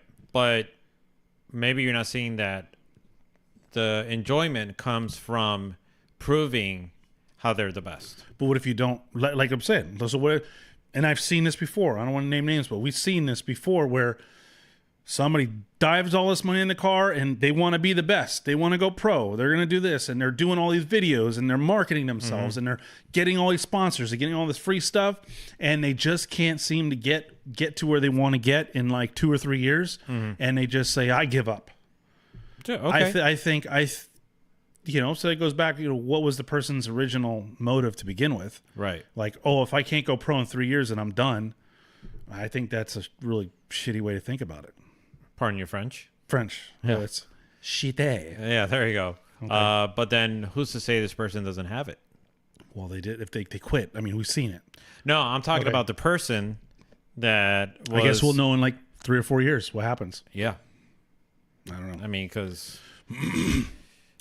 I don't know. For me, if that's your mindset, great, but don't force it on other people. Don't tell anybody else that they shouldn't be thinking that way. I think everybody needs to go at it with their own goals and their own mindsets and think of, where do I want to take this in 5 years? If you are totally fine with just still doing what you're doing today, drifting in your drifting career or your drifting hobby, whatever you want to call it, today as you will be 5 years from now, and you're okay with that, I think you're on the right track. Maybe opportunity opens up and you could pursue a further career. Maybe it doesn't. I just think just us as, human beings, I think we could put unreal expectations, and I think it could lead, some people into, just beating themselves up over nothing. Because in the end, like I said, you're not going to be Yvonne Gittin Jr. that made a career out of it. But you don't know that, though. Most people aren't. I mean... So that's the thing, is that there's so many uncertainties that you don't know. You don't Yeah, know I guess you're right. necessarily I guess I if shouldn't say that, this right? person is going to be the next Vaughn, the next James Or Dean, next Chelsea DeNofa. or whoever. Or it doesn't necessarily need to be within that category. It could be something else that entirely that they find success in, that you're like, wow, I'm great. I'm glad that this person could end up being I'm glad that this person is doing this, or I hate that this person is doing this. Yeah. Who knows? Yeah, I guess you're right. I shouldn't be that critical, but I just think, in my opinion, go out there with the mindset that you want to improve yourself. You want to learn the car better. You want to improve your skills, but at the same time, don't be so, like, for instance, I was really beating myself up after FuelFest. Oh, of course. And I shouldn't have, right? To an extent. To an extent. I think I did it. Maybe I didn't show it outwardly, but inwardly, I'm telling you, like, there were times before I did Mayday Mayhem that I was like, maybe I should just stop doing this. Like, I really thought about giving up because I'm just like, dude, I've been doing this for so long. Freaking smacking at a wall like a dumbass. It's like, this is ridiculous. But it's not a, like, It's all I don't feel mental thing. I don't It's a feel mental entirely strength. it's a bad thing, because obviously you made a mistake. you understood where I you learned went from it. wrong, and obviously the best approach to it is to say like, okay, how can I learn from this, and how can I better myself from Right, it? that's what I did. And not necessarily be like, well, that's it. I'm gonna pack it up in the trailer and just gonna sell everything next week. Yeah. Put it up on Facebook Marketplace. Yep. And set it up as Tim's top 5 picks. Yeah, it's funny. Anyways, I thought that was an interesting conversation. to hear. It is. Yeah. It is. But talking about pro, USDC round 1 this Yep. weekend. Tomorrow. Do you have do you know anything? Do you have any thoughts about it? Well, so I do have some thoughts. I mean, I have the looks like the seating bracket. Let me take a look here. I don't know if this is I don't think this is right. Let me go back to no, this is okay, round 1 seating bracket. So it looks like tomorrow's seating bracket, we have Colette Davis is going to be there. All right. And I'm just going to name people that I know because a lot of people I don't know, unfortunately. Is this bracket the battles? This is a seeding bracket. Yes, this is the battles. So, Okay, you so wanna I'll list say the who battles. So Okay. Brian Schwett, Schuette, Schwett. I don't. So Brian Schwett is going against Colette Davis. All right. That looks like that's going to be the first battle, and the winner of them will go against Jake Little, and then Jonathan. Oh, I think I know who Jake Little is. Okay. Yeah. He's pretty good. Okay. Good. Yeah, Good. Well, he I- must be because he kind of got a bye, kind of. I guess. Uh-huh. Because he qualified first, or I don't know if qualified first. I'm not sure if this is. I think they pull your place from last year. Okay. I don't know. So anyway, then Jonathan Porto is going against Alex Puig. So Hey, Alex Puig is all going right. back out there. Yeah. Then the third battle is going to be Duarte Vienna, Drift HQ, and he's going against Jake Clark. And then the other half of the bracket, the winner of I can't really read that. Let me see here. Alexi Cast. It's so small. Like you need a yeah. microscope or something? Yeah. Well, I mean, it's not only that. It's Kastrisky. You want me to give it a Yeah. Number 11 on the top left there. Okay, let's see. Yeah, Alexei Kastrisky Versus. versus Ryan Kaufman. Okay. And then we have Louis Lons against Willie Espinosa. Really? Willie's Yeah. poopies out there. Willie Poopy, yeah. But then we have another battle in the bracket. Let's see. I guess they're getting buy runs or something. Is Gab Burovich. Okay. And then we also have Jonathan Andrews, who looks like, both of those two guys are getting buy runs. So. Yeah. There you go. So anyhow, so that's what the seating bracket is. Let me see here. Yeah, that was from last year. So that's the seating bracket for tomorrow. First round, U.S. Drift Circuit at Sebring International Raceway. A lot of unknowns. Who? I will say that. A lot of unknowns, Oh, at yeah. least to us. Yeah, a lot of unknowns. Actually, would have been actually a really good event for me to do as far as the fun day aspect, because the fun days on those U.S. Drift Circuits, it's like a private day. Right. So now I'll probably plan to do the next, maybe round 2 I'll plan to do, because they'll have a fun run, and I'll just go there and do fun runs. And that'll be a good time. Yeah. But what do you think of the bracket? Well, if I were the bracket, I think Colette Davis is definitely going to advance on. Let me see here. As far as, I'm not sure about Jake Clark. Louis Lons and Willie. See, that's the thing is, when Willie's on, he's on. It's he's either on the game or he's not on the game. So it really depends on which Willie shows up, right? You know what I'm saying? Louis Lons tends to be pretty consistent, so that's going to be a hard one. And I just don't know the other drivers well enough, unfortunately. Ryan Kaufman back out there. I'm assuming he should be able to take out Alexi, but again, I just don't know these drivers well enough. It's it's really interesting. The fact that we went out there and there were so many OG guys out there, and it's almost like you're going there and there's so many new people there. right? That you just don't know. That's true. And seeing the OGs was refreshing. Oh yeah. But hopefully I get to the more. Now I'm going to be doing more events. Also, I wasn't doing many events, drifting events. Now I'm doing more drifting events and pitting next to people. We pitted next to the same guys at FuelFest as we did, or at Mayday Mayhem as we did at FuelFest. Yeah. So you're getting to know the drivers more, and we'll build relationships and get to know these guys better. So it's going to be an exciting day. We're going to tune in to watch the U.S. Drift Circuit live stream. There's apparently been a lot of improvements to the behind the scenes and the interworkings of the live stream. So we will see how they improve, if it's an improvement. If it's not, we're going to find out. But I know a lot has been invested into the live stream this past year. So shout out to Chris Jackson for World famous. Yeah, world famous Chris Jackson, in trying to continually make improvements year after year. I know there's some mixed emotions about the scorebot, which you don't seem like you're much of a fan of. Sorry. I like That's it. fine. I like it. Now, thankfully you're not in the Discord, Oh boy. because there's a lot of, hey, I can't do this, this ain't working right, right? But it's a new thing. It's the guy. I think maybe why I like it, because I like the guy that's behind designing it. 'Cause Okay. he seems like a genuine nice guy. They came out at FuelFest to help me put my windshield banner on. They seem very personable. They want to improve, and they like the feedback, whether it's negative or positive. Okay. So I think that's a good foundation, and it looks. I like it too, because I was able to put my headshot in there, my car picture, and all that stuff. You put all that information, so we'll see. I know you got mixed emotions about it. Wait, 5-star on the App Store because I was able to upload my photo onto the app. Yeah. So what's wrong with that? The user friendliness of it.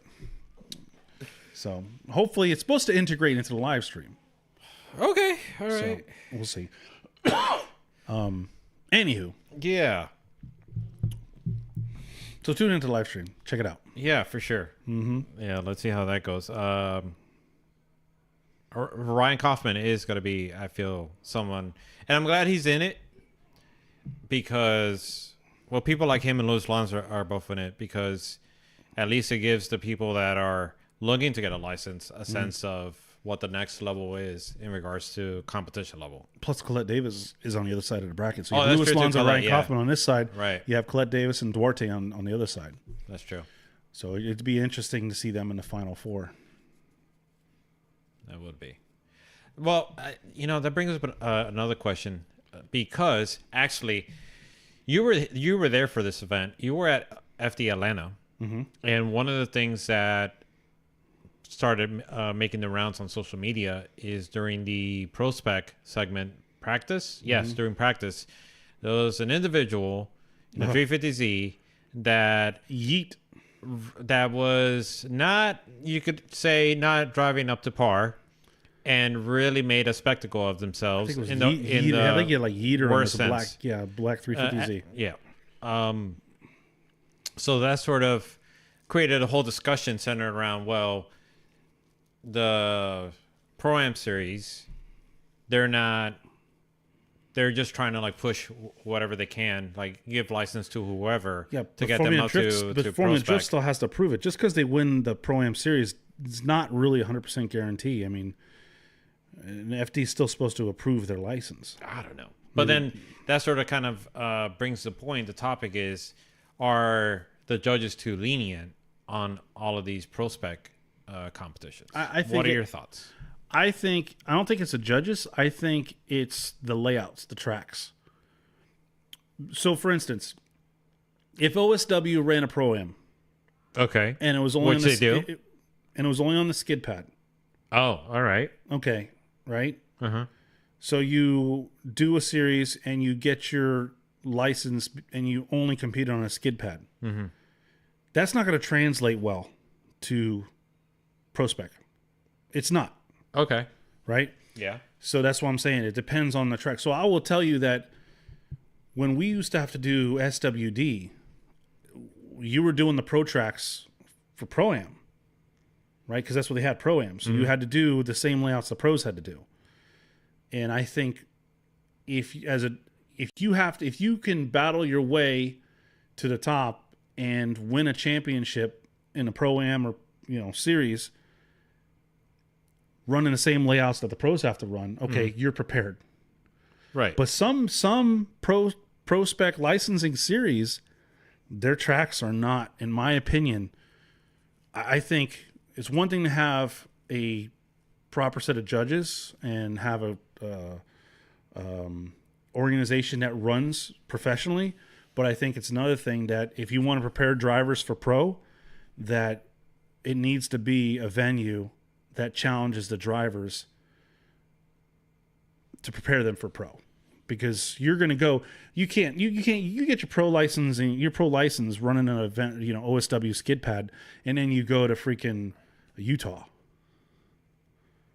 where it's higher speeds, right? Or even Road Atlanta. Now you're going downhill, right? You've only done you're basically initiating almost right after you leave the start line. That's not going to prepare you for Road Atlanta. And that's what, I don't know what licensing series he got his license at, but he could not freaking initiate that car all day long. I mean, he would initiate, and then go, and then it was just horrible. And then again, initiate. It was it really, honestly, I think as a prospect judge, I would have been like, we got to get him off. He's not qualifying. Because after practice, if you can't initiate the first clip and drift, if you're double, triple initiating down the start, you have no business. They should have pulled him off.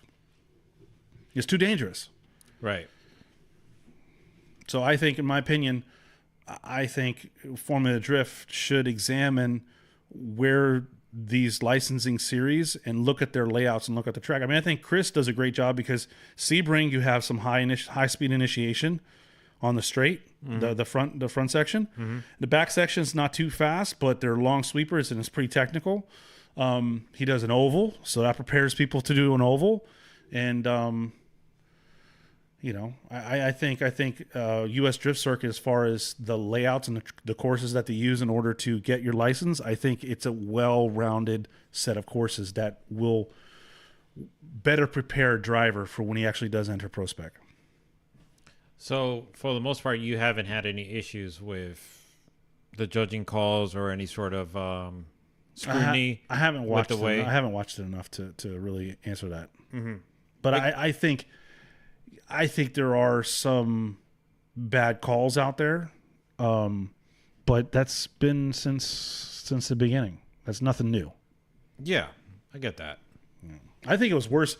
I think SWD had some of the worst judges back in the day because there were people that were not initiating till the first clipping point, and they were not zeroing them out. That should be a zero. If you don't initiate when you're supposed to initiate, zero. So I think yes, I think it is an aspect, but I think for a licensing series to prepare drivers for the big time, they need to be big time track layouts. Something that will prepare them to go. It's like playing, I don't know, playing soccer with your friends, and then a guy comes out and says, "Oh, I want you to play for I don't know, Argentina." And you get out there and you look like a fool. Because you can't run, you can't understand. You know what I'm saying? I know what you mean. You're not prepared. I just think at times that, and I think we've seen this where you have the judges that they lay out the course, and at times it doesn't make sense. You know what I mean? Like, how are you going to go from such a high speed turn into like a very low speed? Like, what was that Sebring layout that one year that really kind of put the drivers up in arms about about that last turn?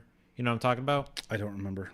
It was the layout where they were coming from the bridge, and then it was a left sweeper, and then a right sweeper, and then a very, very ridiculous tight left sweeper. Yeah. I remember that. And then there was a whole contention debate as to where exactly are they gonna put the inner clip and the outer zone or something like that. So I agree with that. Yeah. And so that's sort of, I guess, where I'm wondering is if the scrutinizing or difficulty level isn't high enough in order to then kind of really prepare these people for Yeah, what's about to come. because as a judge, you're kind of whoever's developing the layout, whether it's the judge or where it's the organization, the organizers of the licensing series.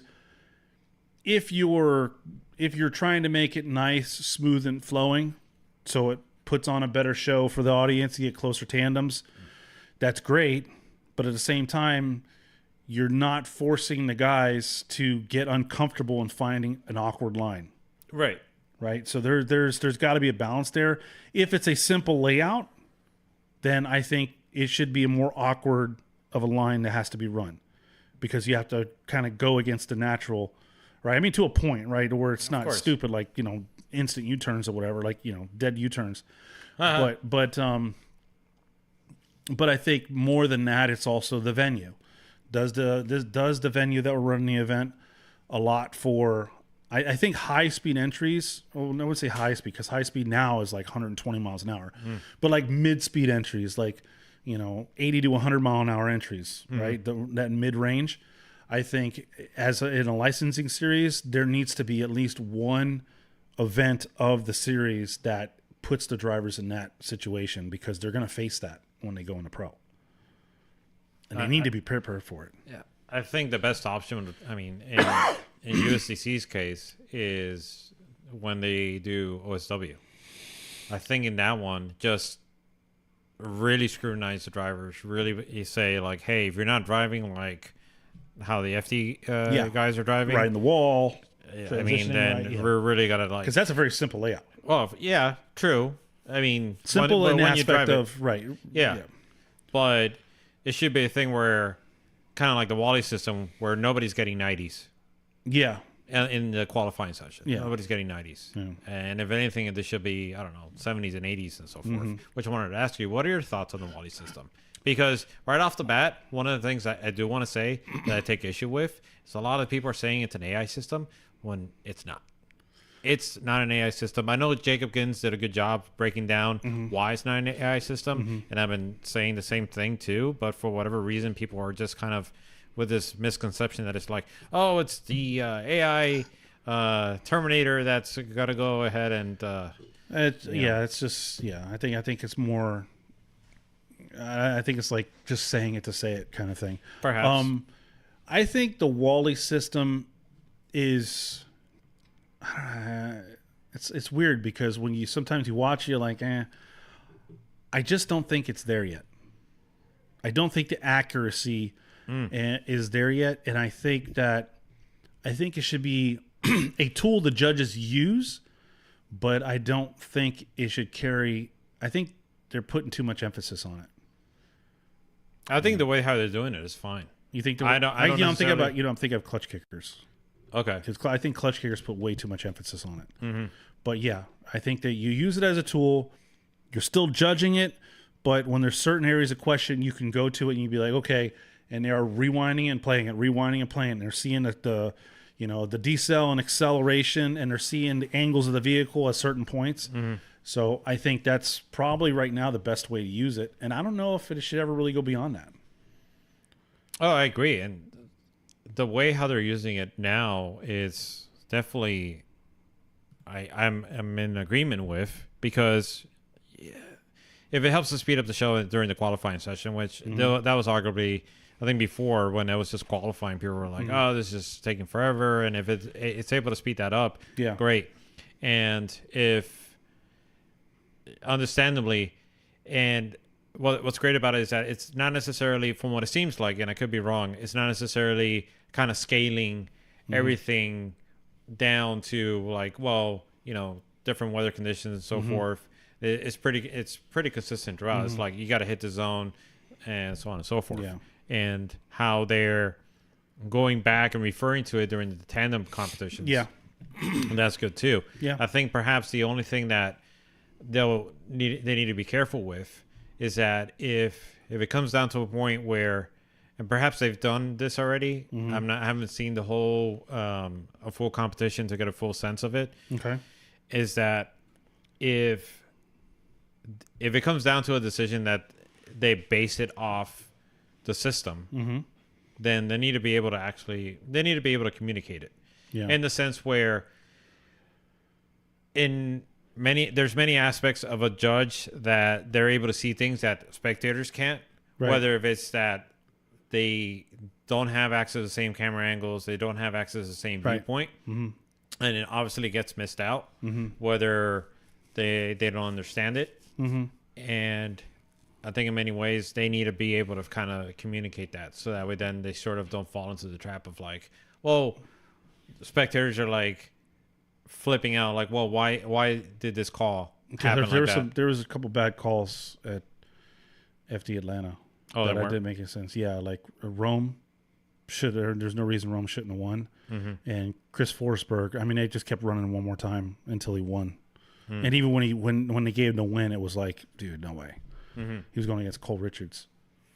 Oh yeah, And I remember that. Cole Richards had it, man. So stuff like that, I think. Well, there's a little bit of an explanation for that, and thank you course there to Pat Gooden, the King of Spring Break, because he did reply to a post, because there was people saying like, hey, Richards had it, but supposedly Richards, they said in the drivers meeting is that they wanted the drivers to hit the zones a certain way. Yeah.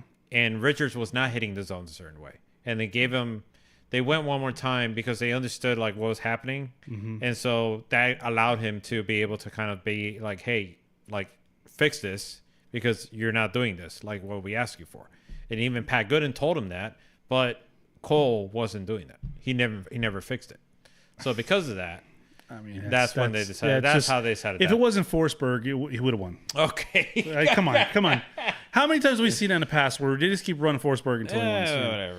Anyways, I don't watch enough of it I don't either, to see that pattern. But that was. But maybe you do, flash in because the you were past. there. Yeah. Whatever is what it is. But anyhow, kind of what you're saying before kind of goes back to like with drifting, the professional drifting has to be something where somebody can come in, watch it, and know whose wins. And it can't be overly technical. Yeah, To for a sure. point. I mean, it's got to be obviously somebody. You're always going to have calls that people disagree with or calls that are just completely wrong. But I think hopefully the Wally will help translate what's going on in the judge's mind to the audience that doesn't know much or is just getting into drifting or watching, becoming a fan. It needs to translate. We need to take that information and be able to, I don't want to say dumb it down, but make it easier to digest for just the regular spectator that just comes in off the street. So hopefully they're able to do that. Yeah, and point out the different it's things. difficult at first because you're getting exposed to all of this data at once, Right. and they're trying to do their part to display it in a kind of fancy graphical sense. Right, but it's got to be used to educate the viewer. Yeah. I don't necessarily know if they kind of done actually they've done a breakdown Yeah. of how, what this means and what they got to do. Yeah, they have done But a almost breakdown. like you got to do it almost continuously because you got people popping in, popping out, tuning in, tuning out, and whether they're there live, and tuning in and tuning out just mentally because they're distracted with other things. It needs to be a reoccurring, almost like a broken record. And some people will get annoyed by it, but I think it's almost necessary to help bring the fans in and understand it. So if they're using that tool to help educate the new consumer, it's going to help grow the fan base. I think what's pretty wild is the driver's reaction to it all. Because from what I've heard, some of them were not thrilled about it. And they made their Voices heard. frustrations Yeah. heard with the way how, because they were saying, well, is it going to be accurate? Is it going to be this? Is it going to be that? And then, especially in Long Beach, I don't know if you saw that, No. but there was definitely I guess you could say a learning curve to how the system was being implemented and being used. I wonder, do they go out and have a vehicle run? I don't know how they set up do they calibrate it? Essentially what it is that they go out with one of the systems and it sort of basically does a mapping of the whole layout. Okay. So just imagine you with one of the devices. You walk around the course. You do a track walk. Right. It's almost like a radar. And It's like doing a doing like a 3D whole scan telemetry almost system, of it. Yeah. of the whole venue, and then that from there, then they're able to kind of draw out what are the zones, or the clipping points, and all that, in order for them to kind of be able to utilize it to judge. But I'm wondering, do they take a car and go through and drive the correct line that they want people to follow? I'm sure at some point they have to, because then they need to be able to kind of Like, what's 100 point? Like the bot needs to know what the 100 point is. You know? But, anyways, well, we'll see how it develops over the years. and not just that, it was also everybody's reaction to nobody getting. I think the first round it was nobody getting over 90. But I think that's good. I think it needs to be like that. Oh, I'm not disagreeing with that. Yeah. I just think that the shock of it all at first was very noticeable. A lot of entitled drivers. Because it wasn't just the spectators that were like, "Hey, what the heck? I haven't seen a 90." And then even the drivers are like, "What the heck?" I mean, I feel like that was the best run that I've done. How is it that it didn't get over a 90 or yeah? But if nobody gets a 90, I mean, it's still graded on a curve, right? It's like, so what? You didn't get a 90, but nobody got a 90. You know, it's not like, I had a 90 run and I got a 60. Then I could see why you'd be upset. But if everybody's getting low scores, then so what? You just grade on a curve, right? Does that make sense? Yeah. I don't think there's anything wrong with that. No, I don't think so either. I think some people, they want to be the best. of course, They want to get 100. yeah. When they don't get 100, they're upset. They can't. Yeah, they quit. I'm done. I can't. I can't. Yeah, that was it. But Atlanta's all right. Yeah. You had a good time. Yeah, we had a good time.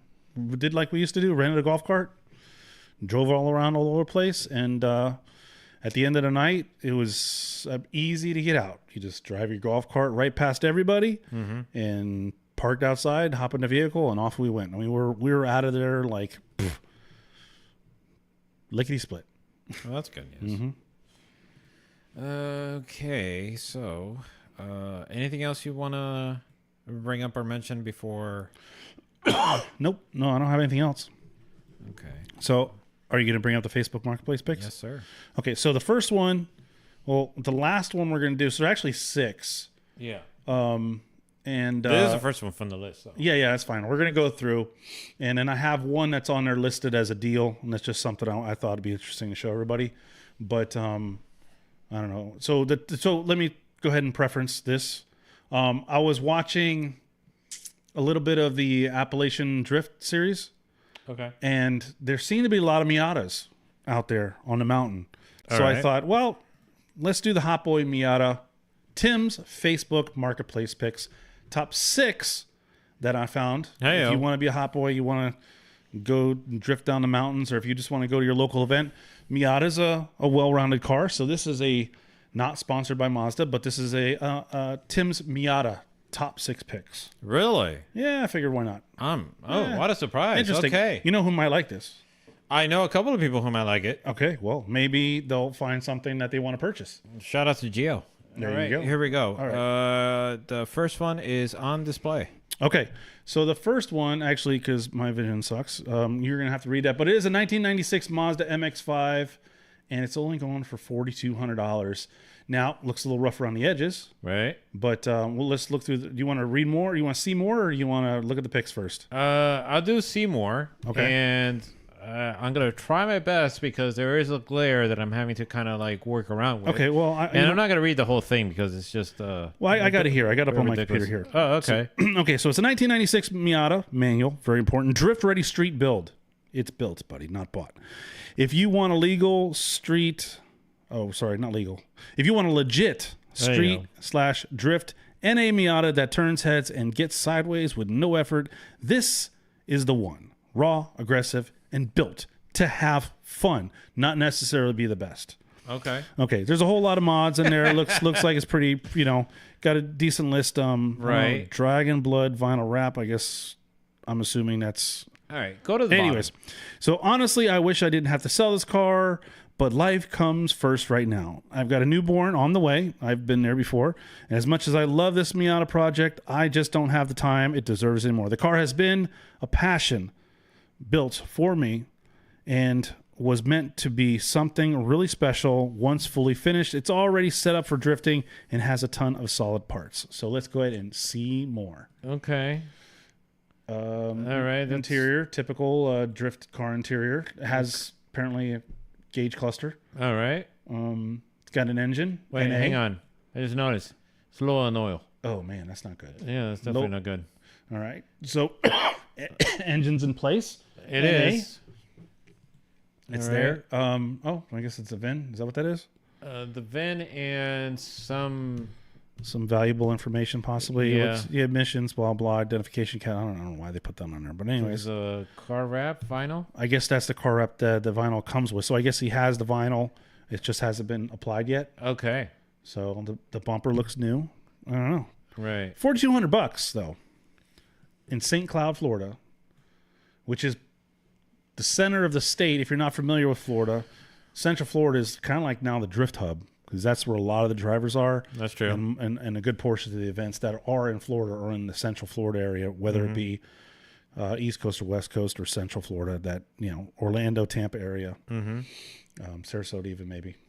But I don't know. What do you think? I just remember about Eric Coughlin because remember just 45th Street people and Band West Palm Beach, all that stuff. But either way, it was good to see him at Mayday Mayhem, even though we keep going back to it. But that's fine. About this car, is it a good deal? I think it's a good deal. $4,200.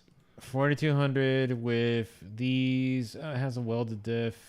I mean, it's ready to go slide. You're ready to go have fun. Yeah, it is. If you want to practice wrapping a vehicle, you got the wrap. I mean, I think it's a good deal. You know what? Considering market prices nowadays for these kind of cars, it's worth a look. I mean, you got basically a rolling chassis that runs. I guess if you want to think of it that way, because a lot of these chassis are going for around $4,000. So you have a car, you just hop in and go, have some fun, turn sideways. I think it's a great deal.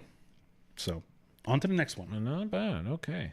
All right. So hopefully the list of deals continue because I think it does. You've really shown some stinkers before. Yeah, no. I'm really keeping this pretty tasteful. This one's really pretty left tasteful. a sour taste in my mouth when I leave out of here. I'm like, why did I do this? Yeah. Why did I subject myself? Yeah. Ooh, this is pretty nice. All right, are you ready? Mm-hmm. Here we go. All right, so we have a 1991 MX-5 Miata convertible.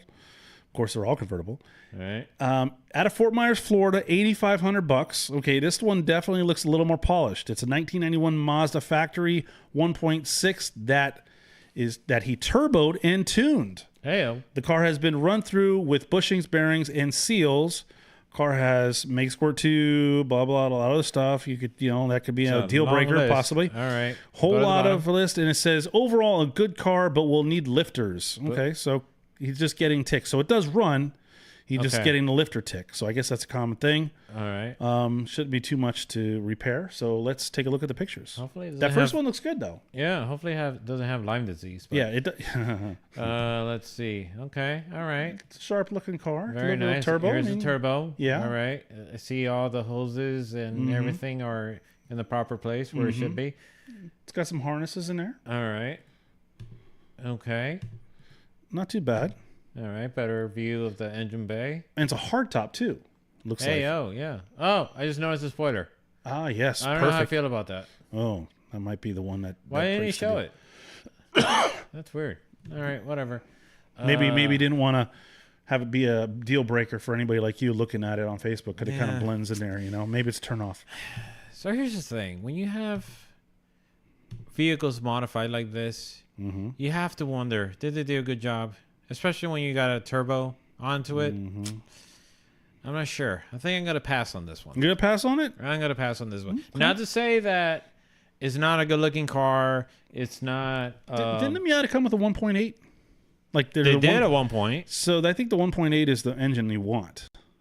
Because that's the BPH or the BH, whatever. Oh, I don't know. You know more than I do. You had a Miata. I mean, a Mazda once. Yeah, I had a Mazda, yeah. Mazda. Mazda. So, okay, so no deal for you, sir. What about you? I think it's got all the right key components. I think for 8,500, I mean, it's got lifted. I guess it would depend on how does the car run? Can I still slide it like that? Mm-hmm. Oh yeah, it's a good candidate for a rebuild. Putting I think it's a BP engine in there and convert it to 1.8. It does have a welded rear end, so that's good. Yeah. It's ready to slide. Right. So I guess it really would depend on, and I wouldn't pay full price for it, but I think it's got potential. But I think as it stands, what he's asking for it, I would say no deal. Okay. All right. So unanimous on that. Yeah, I think so too. Okay. Let's move on to the next one. And oh boy. Yeah, buddy. All right, it's up. Hot Boy Central right here. If you want to be the hot boy and you want to roll up to a drift event, camber ganging it out, and just being the talk of the town, hardtop Miata, and this might be the one for you. It's a 1997 Mazda, so it's a newer version. 1997 Mazda MX-5 Miata. Right, let's just be honest. It's a Miata. Yeah. And $10,600. A little steep, right? I mean, I guess you got to pay for that camber. All that camber cost extra money. So he says, testing waters, not accepting trades for sale, just testing waters, asking $10,600 or best offer how it sits. Car is stock plus a few extra mods just to make it a fun and reliable street car. Interior is solid. Exterior, he gives it a 7 out of 10 interior. An 8 out of 10 exterior, clean title, well, hopefully. Blah, blah, blah. Let me see here. A bunch of this. A sleepy eye mod, pop-ups, blah, blah, custom rod. Please don't waste my time. If you'd like to negotiate for a low, let me know. That's kind of a weird phrase. Anyhow. Yeah. Okay. Let's look at the pictures. Whoa. That's the wing for you right there, baby. Jeez. That's the butter. Neon. That's really a the statement. tongue. Oh yeah, tongue. Definitely digging the tongue there. Well, it's because it's hot. I know. That's why it's planting on the floor because it's so hot. Florida's hot. I can see Ralph in this. No, I can't. No, I can't see Ralph in this. oh come on. No, I can't. No, it's not Ralph style. No, the first Miata is Ralph style. Ah, okay. I feel like okay. I feel like the first one. Yeah, but this one, nah, I don't think so. Take a look at the next picture. All right. Look at that camber, buddy. Wow. Yeah, you're going through tires left and right. Oh, for sure. Not something you're gonna drift unless you want to do some. And you got to go through tongues as well. Oh yeah. I mean, running that low. That is pretty low. I don't know is it airbag. Let me see here. Coilovers. No coilovers. This has got a cup kit. Aerofab, front lowers, extended tie rods, here short and rear uppers. Well, this must suck to drive. Yeah. Well, more of that camber. All right. Yeah, man. Camber gang, buddy. Wow. Ooh, close up too. Making it the centerpiece of the. Oh yeah, look at that. Oh, a little bit of the interior. All right. Yeah, look at that shifter. Next picture. Okay. Ooh, I guess he thought that was important to show. Well, the interior does look clean. I will say that. Oh, it does. It does look clean. You just have to fix the camber. Right. Or not fix it at all and just roll with it. Yeah, or just roll with it. Yeah. Wait, hang on. You clicked a little too fast there. All right. Yeah. So this is how it looks on everyday daily life. Yeah, it's daily life right there. That's what it would look like in your driveway. And notice the tongue is rolled in. Oh yeah. So it's not running hot. It's probably sleeping. It's not a hot boy at this it's point. not a hot boy at that point. No. Okay. Okay. You keep going. I'm going. Oh, look, little hearts in the rear now. So wow. Change that. That is a choice. That's one of the bad decisions people make. Oh, who knows? Maybe you're driving to get all the chicks because they just fall in love with the hearts. A lot of pictures, or though. Maybe the point is for you to fall in love with the car. Yeah, maybe. A lot of pictures, though. I'll give him that. Uh-huh. And then the next one, let's see here. Okay, he's got a bumper sticker on. Maybe that's covering up a little bit of breaking the paint. And let's just put a sticker over the whole front windshield.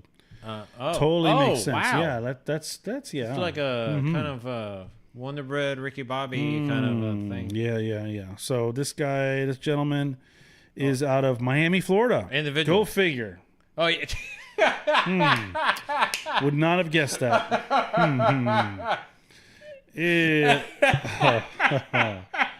Oh, man. You don't say, Tim. You don't say. You don't say. Gee, if I could have guessed that. Wow.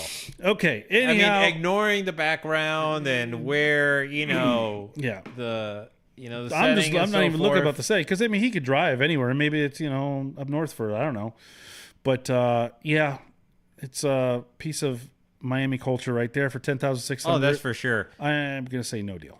No deal for you, but I could definitely Oh. no. Hang on, Whoa. I could definitely picture a couple of Miamians who would be all over this, and Yeah. I'm not one of them. Oh no, definitely not. Absolutely not. Okay, next one. All right. Oh, that was something. I will admit. I mean, that is. It kind of goes to a point where it gets to a point where you do something with the car that then it just becomes very difficult for you to let go of. You know what I mean? Let go of, and you've limited your market for resale. Exactly. Extremely limited. I mean, even if, you know, it really, the camber is what really limits your market there. Mm-hmm. So I don't know if you have volume on here. You may want to. I don't know if I want the volume. Oh, maybe you don't. All right, here we go. Okay, so let me know when it's up. Yeah, it's up. All right, 1991 Mazda Miata. Got a little, looks like a little night run there. Before you talk on price, this car has more money in parts than what it's listed for without the car! Exclamation point. Bold statement already Yeah, right yeah, off the yeah. gate. Testing waters on selling it. Car has been listed a few times. Couldn't bring myself to do it. Still needs a few odds and ends, but overall, been a blast. $11,000 with work wheels, $9,000 without. Okay, so at least you give an option. You could save $2,000. Right. Let's see here. So we got the work equipped wheels on there, blah, blah, blah. And that's really all it says other than a list of modifications. So Right. I guess we'll go through the pictures. Yeah, we'll do that. Wow. Pretty clean. Wait, Pretty hang clean. on. A little too low for me, but 8,500 right now without these wheels. 8,500 without the wheels. 8,500 without the wheels. 8,500 without the Okay, wheels. now this is compelling so far. Yeah, because I don't really like those wheels anyways. Right. Very clean, very low. Yeah, hardtop it looks like. Yeah, hard top. So the hard top's worth some money. All right. It's tasteful wing, and you know, the engine bay looks pretty clean. Looks pretty like looks good actually. Yeah. Yeah. Interior. Let me see. Does he have? It has a. Hey. It's on Mega Squirt. What's up with this? Unfortunately, Is this standard? I feel like something's off with this over That's here. the e-brake. You're talking about? Oh, you're talking about the the shifter? shifter? Let me see. Is it missing something? Is it missing maybe the it- cloth or something? I'm trying to look here. Let's see here. This is. I'm trying to see information. CX Turbo, blah blah, Mega Squirt. Looks like it's an AEM wideband, but it's on Mega Squirt. Doesn't look like there's anything as far as transmission modifications. That just whatever. may be missing Moving the on. shift boot. All right. Oh, look at this. Yeah, I like that. I actually like that. That's The interior looks pretty dialed. It's got race seats in it. I don't know how I feel about this. Oh, really? Like hot sun, reflecting, Yeah, I guess. generating heat. Yeah, I guess. reflecting heat, But if he has whatever. AC, you know, Yeah, that's true. not too big deal. But yeah, I could see. I No, could but it'd see be it worse if it's with the top down. Look at Oh, that. top that. But he has a roll bar, so that's good. Oh, that is good. You know, it's definitely needed. It doesn't have a welded diff, so it's definitely something you could drive on the street. Yeah. I mean, I It's going. yeah, I like it. I like it. I think for $8,500, if I was in the market for a Miata, I'd say it's pretty good. yeah, I would say deal. Yeah. I'd say deal. It's pretty clean. It's not bad. Yeah, it looks pretty well sorted. Yeah, for sure. And at least it's showing that it's running on the highway. Yeah, I know it definitely runs. So You know, that's- on a closed course, where where you're allowed to unleash the beast without any repercussions from law enforcement. So yeah. it's not bad. Yep. Well, All right, we're we'll moving say on. we'll say deal. Yeah. Now, we got two more Miatas left. Hang on, this is the same one. I'm kind of losing Yeah, you lost track your over place. here. Whoopsies. There's so many Miatas. It's like I can't pick out. From I know. There's the, so many. The, I the know. whole lot. Well, except for the one with the camera. That one's pretty easy. Yeah, that one I'll remember for the rest of my life. Oh boy. Yeah. Oh, jeez, Tim. I don't know. Let me All know right, what's up. here we go. All right, is it up? Oh, it's up. 1996 Mazda. Let's stop calling them MX-5s. They shouldn't even put that in the title. It's a Miata base, whatever that means. Base. $20,000. All right. We should Already just off to not a good start. Not in a my good opinion, for start. me. So anyhow, looking for trades or cash offers, don't really want to sell it, but if something cool comes up, I will let it go. Show ready Miata, which I mean, Who really does shows anymore? There's another negative on this, but keep Yeah, going. yeah. Just recently finished a couple months back. A bunch of parts from Japan. Wow, that must have pulled a premium. Yeah. Has a garage very body kit. I didn't know that was a thing. Have all the papers on it. Also, new wing. I don't know if it's new NUE because I don't know. It's on air suspension. It has 3-spoke advance. Big plus right there. Wheels refreshed. Engine. Shaved engine bay. I don't know. This language that he speaks. Lace painted hardtop rear panos. Rear finish panel. So much more. It just doesn't seem. Yeah, it doesn't really. It's like, I mean, what kind of? So I was just gonna say that the other negative is the fact that he speaks Ebonics. no. Oh. But I just say like he didn't bother to list out some of the things that would warrant a $20,000 asking price. Maybe it's in the pictures. Maybe a picture's worth 1,000 words. All right, Advance. Tim. You got you know advance. what? Sometimes you surprise me with your explanations that I have a hard time arguing against it. So Very well. we're gonna go with the pictures, and hopefully, it lives up. It Lives up to the goes hype. with what you're trying to say. I don't know what that is. It looks like he took his What? his kitchen mat and he blended it into the roof. That looks like a rug. Right? The pattern almost looks like I can this see was that. my favorite blanket when I was a child and I wanted it incorporated Tim, into my come top. on. Oh, sorry. That's a little rude now. Come on. Well, maybe it was. You never know. All right, here we go. Showing the spoiler there. I like that spoiler. I think that's pretty I cool. did too. Yeah. It's not, Oh, you're gonna love the the next exhaust. You're gonna. This is gonna make you want to pay spoiler alert. $20,000. Bam! Look at that my exhaust. God. Jeez. You What? want to pay $20,000 for that? No way. Yes, you do. $20,000. No way. That's $10,000 worth of piping right there. No way. Custom piping. Come on. That is Next no picture. Next picture. way. Next picture. Better look. Better look. Next picture. No, I can't. Yeah, you got to I do ca- what you got to do. no, Next picture. I'm sorry. We Then can't. We can't shy away from this so quickly. You won't. You won't. It's a different. Tim, it's a different come angle. on. It's a What is better going angle. on? Come Like, on, man. What is it connected to? I wonder how it sounds. What is the purpose? Like, I don't know. what is now? If you were to get the wing from the other cambered car onto this, then that for Or you sure take that exhaust $20,000 and put it on the camera. or either or, yeah. Yeah. That's like for sure $20,000. It's But Tim, what is going on? Go to the next picture. It's just another angle. Are you sure? I'm sure. Next picture. I don't want to shy away from this, like move away from this too quickly. Wow. No, just in no. case you didn't see it. This sort of like doesn't really sell the, Oh, you think the other angle's better? I think this angle for sure. So it's here 1, 2, 3, 4, 5, 6, I mean, now 7, this 8, says a lot. 9. this nine, says so much. 9 loop-de-loops. Now I can understand what you're saying. A picture is worth 1,000 words. This is saying Or so 1,000 much. bends. I'm actually glad that this wasn't on the Seymour. I'm so glad I got to experience this in a picture. Because how do you describe this? It was on how there. How do you write it just, this down? It was in just a Seymour? written in some kind of crazy language that I couldn't really read because it does says bar crazy custom spiral exhaust. I just thought I'm like, what is this guy even speaking? Like, what language is this? No, that's what it was. Now you understand it. Yeah. Wow. I'm so fascinated by this. Like, really fascinated I'm impressed. by it. I'm like, impressed. where's Paul so that way he could just be fascinated as well? Wait, damn it, Paul, come on, man. Yeah, I know. That's. I mean, that's.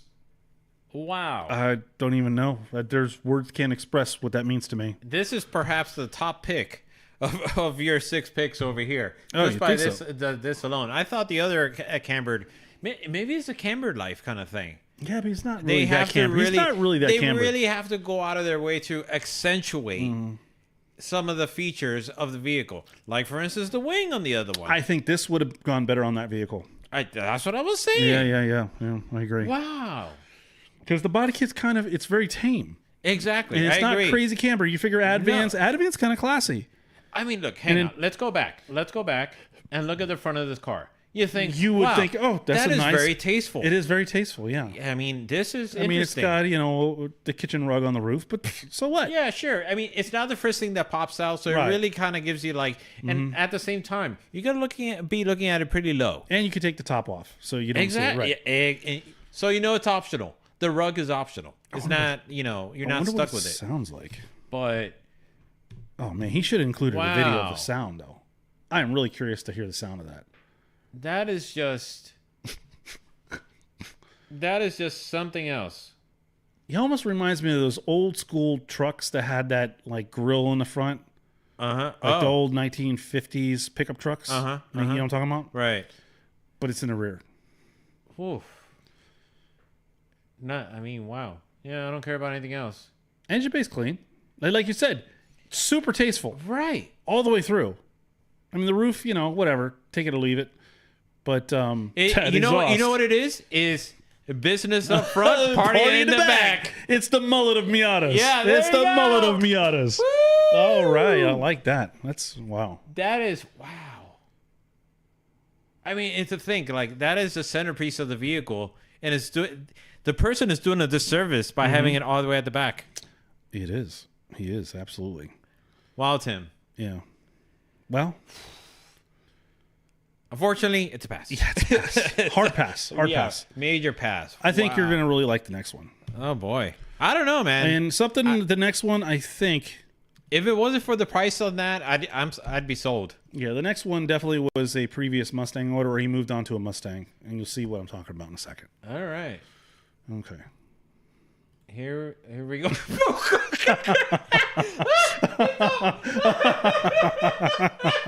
What you want to talk about marketing?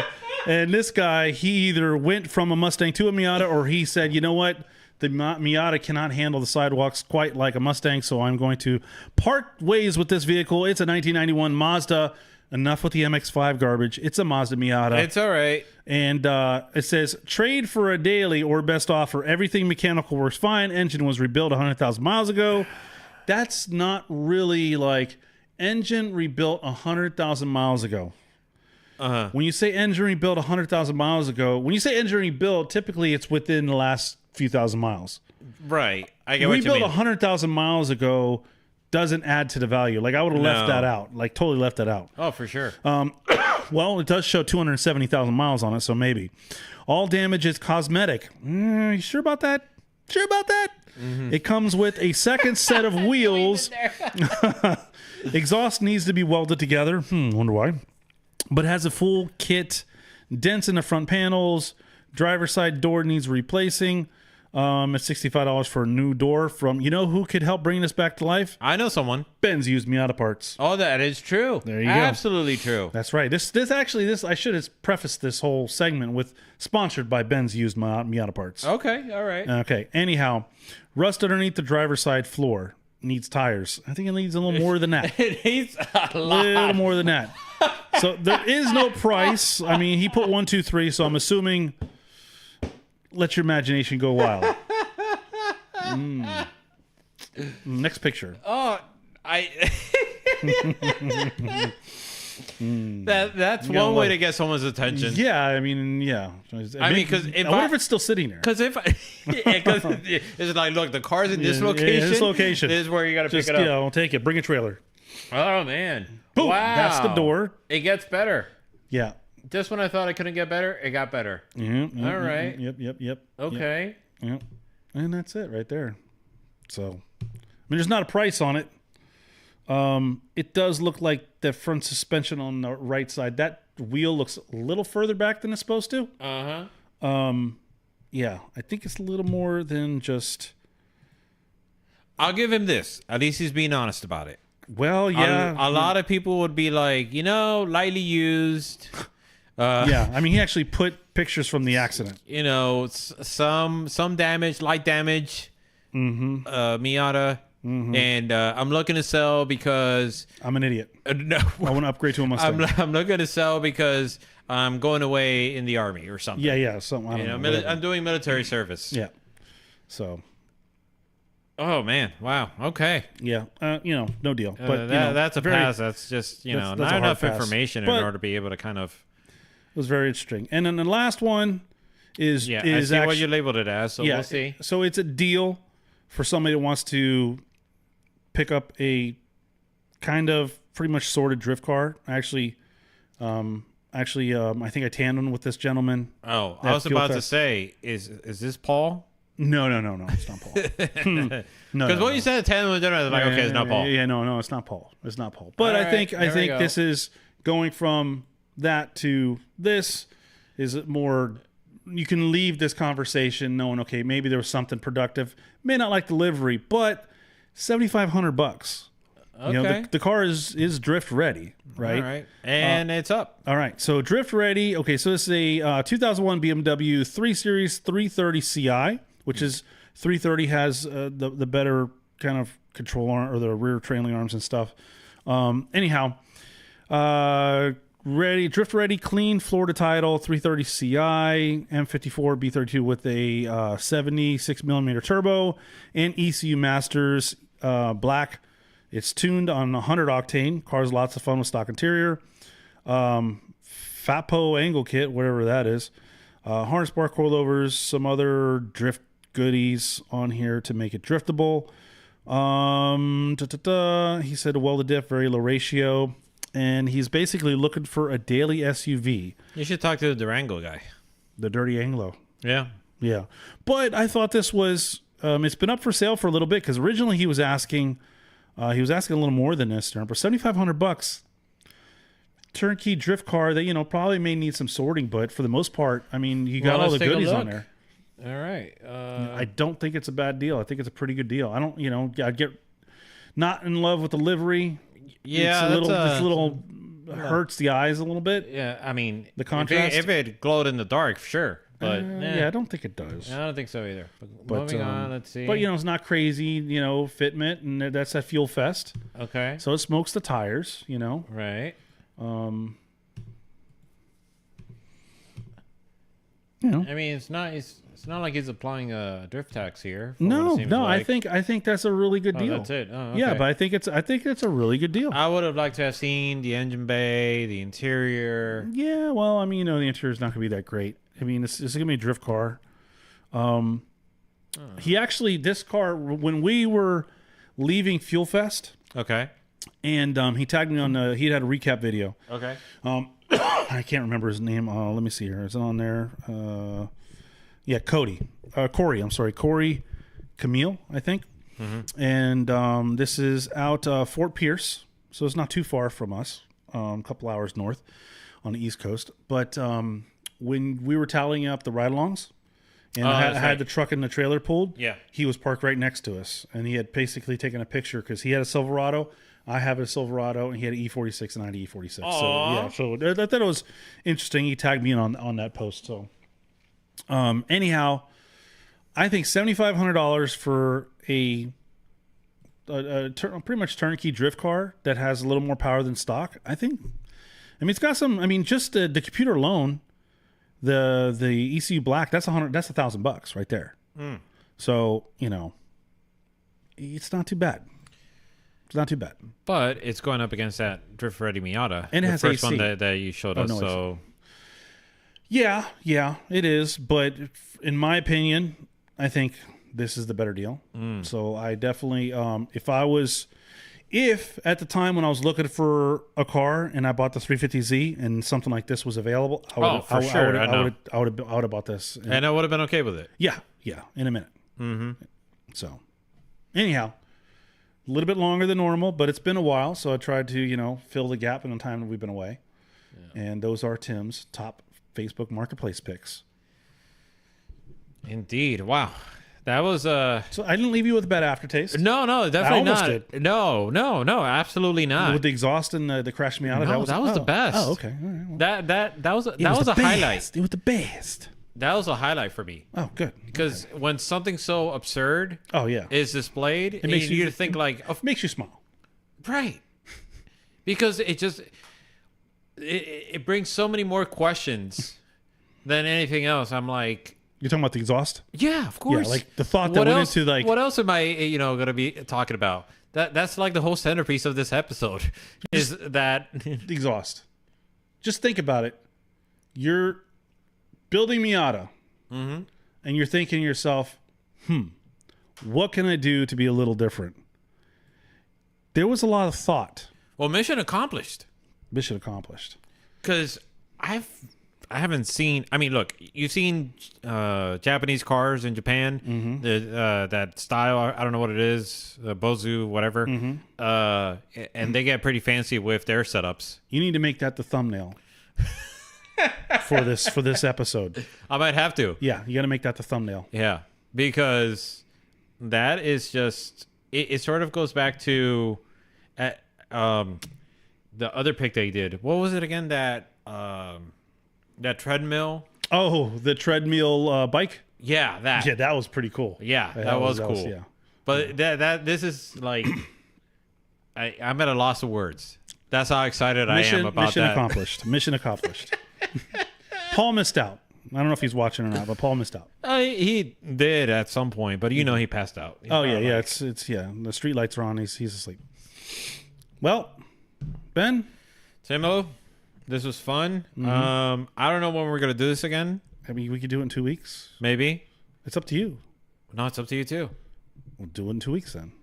Yeah, we'll see. We'll see what's going on in 2 weeks. I don't know. We'll see. I'm available if you're available. Yeah, in case anybody's wondering, we've been kind of going pretty crazy with different schedules that hasn't lined up. I mean, you've been, busy with your car, getting that stuff going on, and LS Fest, took place. So just kind of, that's a lot of work trying to kind of work at the logistics and going there and doing the production of all of that.